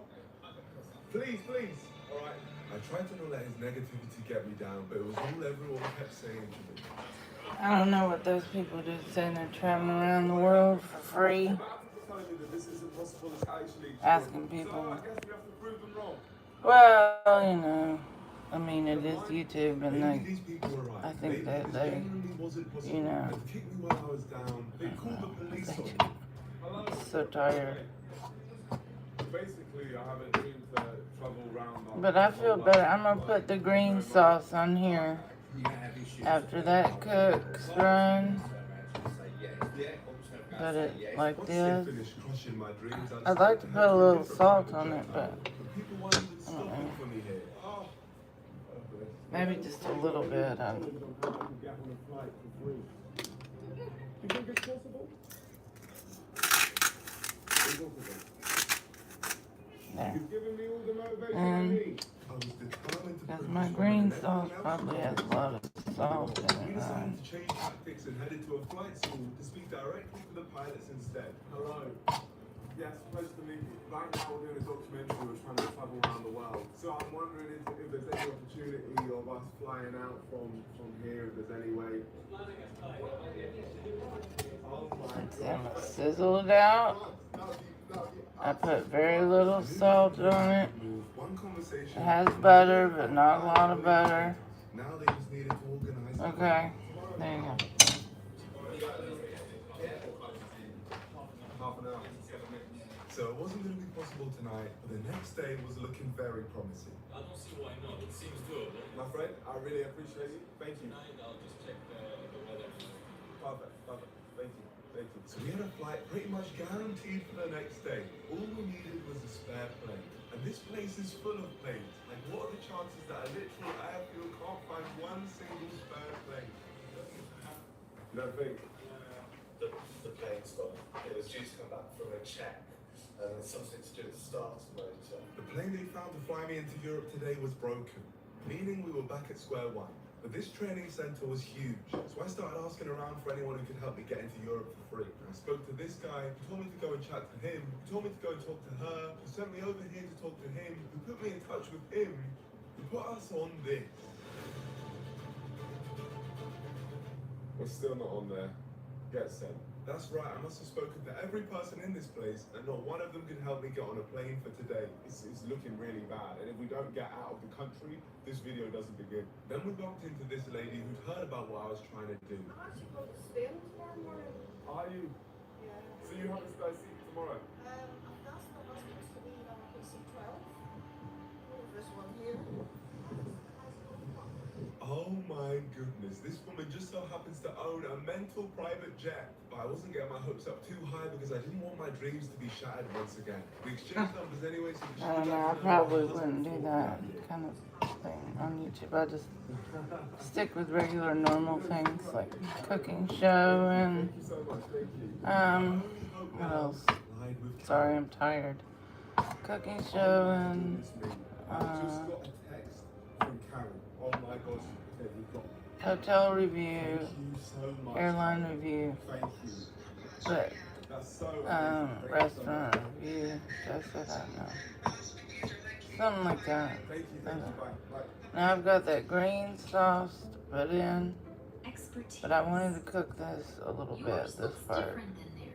This was already pre-cooked, I just wanted to brown it. Doesn't need you to learn something new. It needs what you already know. Whether that's medical intuition, lab, or... Oh, I'm having a sneezing fit, but that is amazing news. We're gonna... You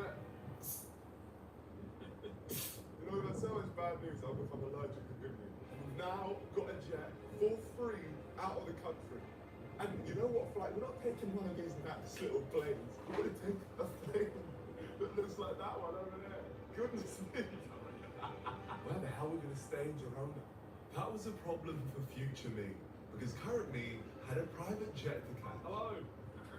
Nico, pleasure to meet you. Honestly, thank you so much for agreeing to take us. I met Karen's husband Ernie and said hello to Karen herself. I can't believe this is happening.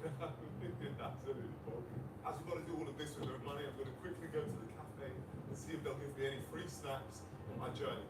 You never know what you can get. I'm about to travel the world with no money. Is there any snack I could possibly get for the journey for free? Oh my gosh, a sausage roll, please. Thank you. Please, yes please. That's okay. What's that? Sausage roll in hand, we headed off to the jet. And like I said, this wasn't just any old plane. This was a serious private jet. Well, he's got 8.5 million subscribers on YouTube. He makes videos, so he's traveling around the world with no money, but he's flashing his YouTube card. Oh, what is your name? Oh, my name is da-da-da on YouTube. I got 8.5 million, but he's cutting that out of the video. You think it's possible?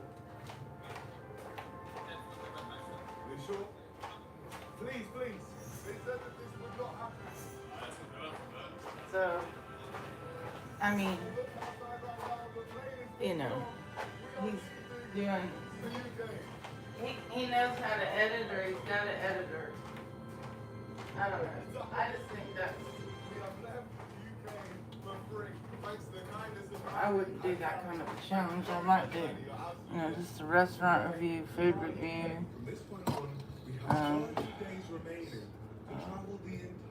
hotel review, something like that.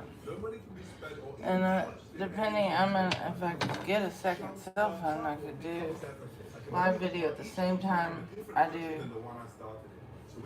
recorded video, and then pause my live video for 30 seconds where I tell the recorded video where I'm at, but not the live video. I don't recommend that.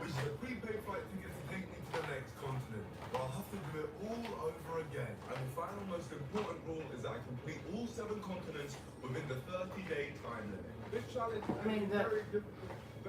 That's what I would do if I had another. Hi Ryan, how you doing, honey?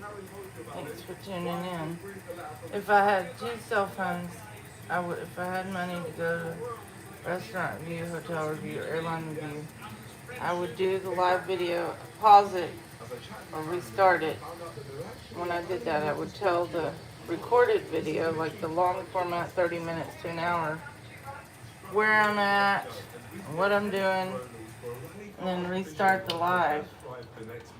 And then when I'm no longer on that particular airline or that hotel or that restaurant, then I will upload that, what do you call it? I will upload that video. That's what I used to do. What a ridiculous scenario I'm in. And if you're thinking it can't get any crazier than this, just watch what happened next. You guys probably gonna think this isn't legit, but I'm telling you right now, somehow it is. I'll keep you guys safe. Thank you for putting this trust in me. Hello, my friend. Can I come join you? Yes. Oh my gosh. My friend. As a heads up, people were telling me that it would be impossible for me to get on a private jet without spending any money. But now I'm flying a private jet without spending any money. How about that? Oh, don't push, don't push. After nearly nosediving the plane, we had to prepare for landing. Ladies and gentlemen, please listen in. This should be landing safely very soon.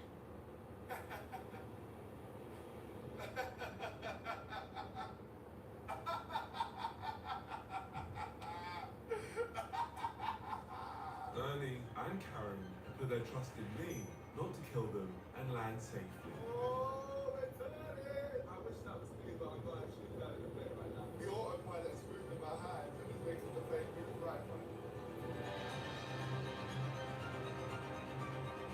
No, I'm locked in. I've never seen a landing from this perspective before. There's so many lights. Here we go! We're landing! I'm landing the plane! I'm landing the plane! Oh my God! Here we go! Oh wow! It's still flying!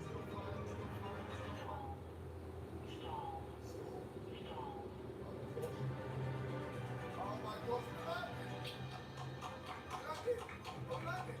I'm landing! That was us. I get carried a little bit, but okay, guys, let's keep my eyes on the road. Oh, wow! That toe landed the plane.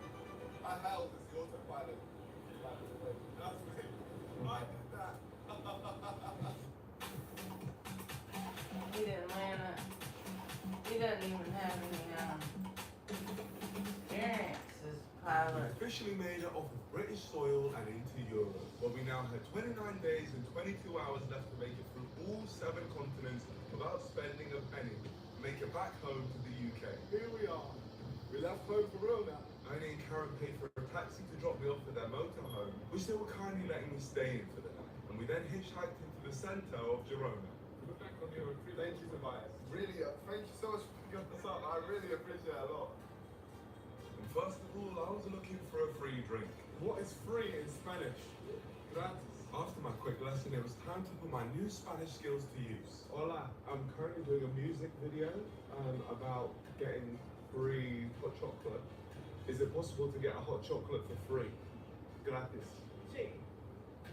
Gracias, mi amigo. Gracias. I explored the gorgeous city of Girona, and along the way, these kind shop owners donated me a free delicious crepe.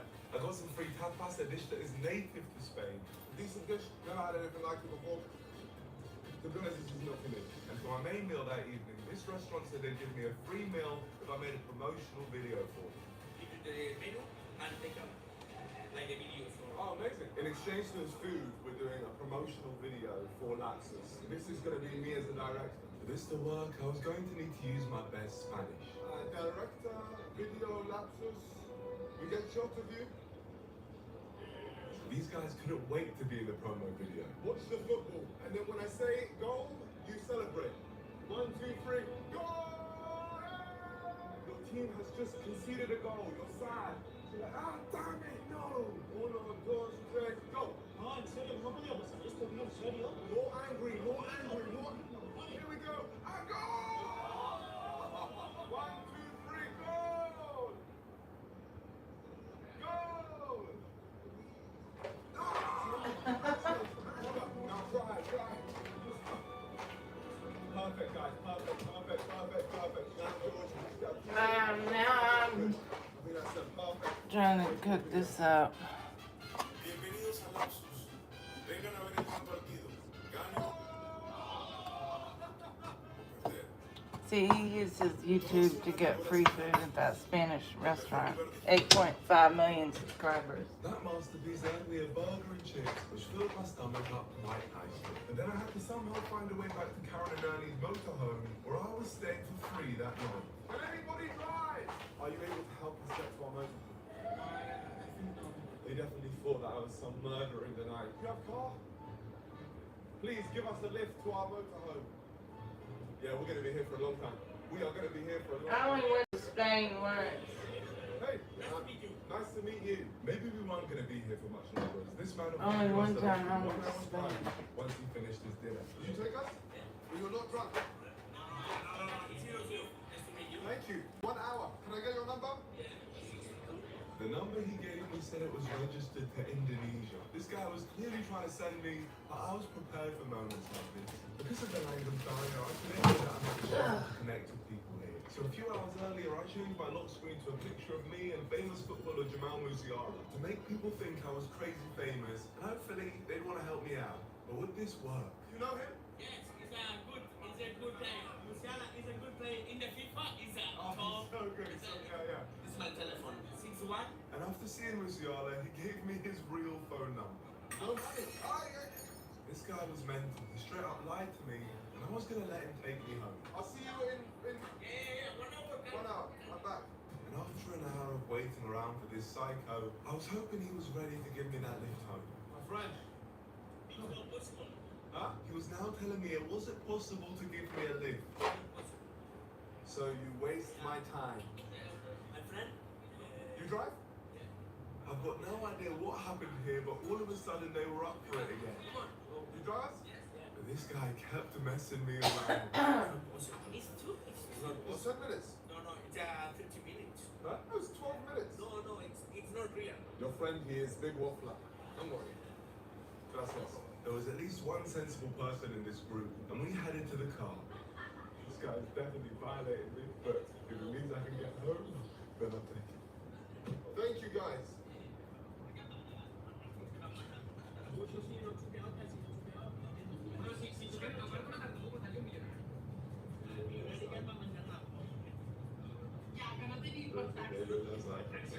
Everything afterwards, so we are talking about it. I will know. And he continued talking about us as there was a mix-up with the directions.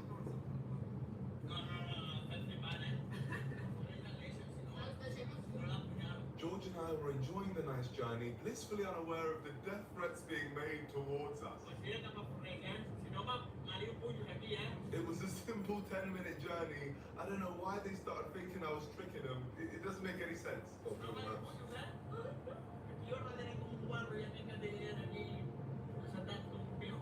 The pig in the back soon changed his attitude towards us after finding out exactly who I was. Champagne Papi. Yes, Champagne Papi. Yes. 100 million. Yeah, I know. So I started making some albums. So I made a few albums. Yes. Yeah, I know. Luckily, we made it back to the camper van alive, mainly thanks to Drake and his large Instagram following. On 3, everyone, Champagne Papi. 3, 2, 1, Champagne Papi. Nice to meet you, my friend. There we go. All right, well, I mean, we managed to get back. We were safe, but not for long. As the next morning, before heading into Barcelona, I was going for a ride in Ernie's rally car. I'm about to go in that thing. Sounds very loud. Oh, now it's quiet.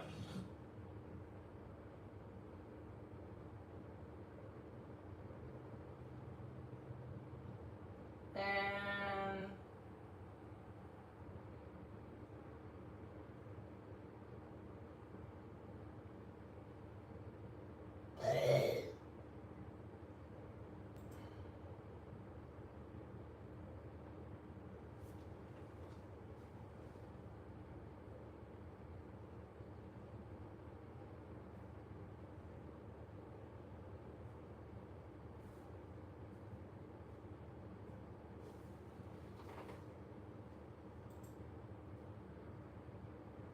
I'm granting 100 kids their biggest wish. Because for most of you watching, your childhood probably looks similar to mine. But kids like Mac spent theirs fighting for their life. However, to celebrate completing his cancer treatment, if you could have one wish for anything in life, what would it be? I think they should do that wish thing for adults. The day that we got the diagnosis, Matt grabbed my hand. He said, Mom, this might be hard, but I'm going to be okay. You did it! And that was just the first of 100 wishes, not just I wonder if I'm gonna restart.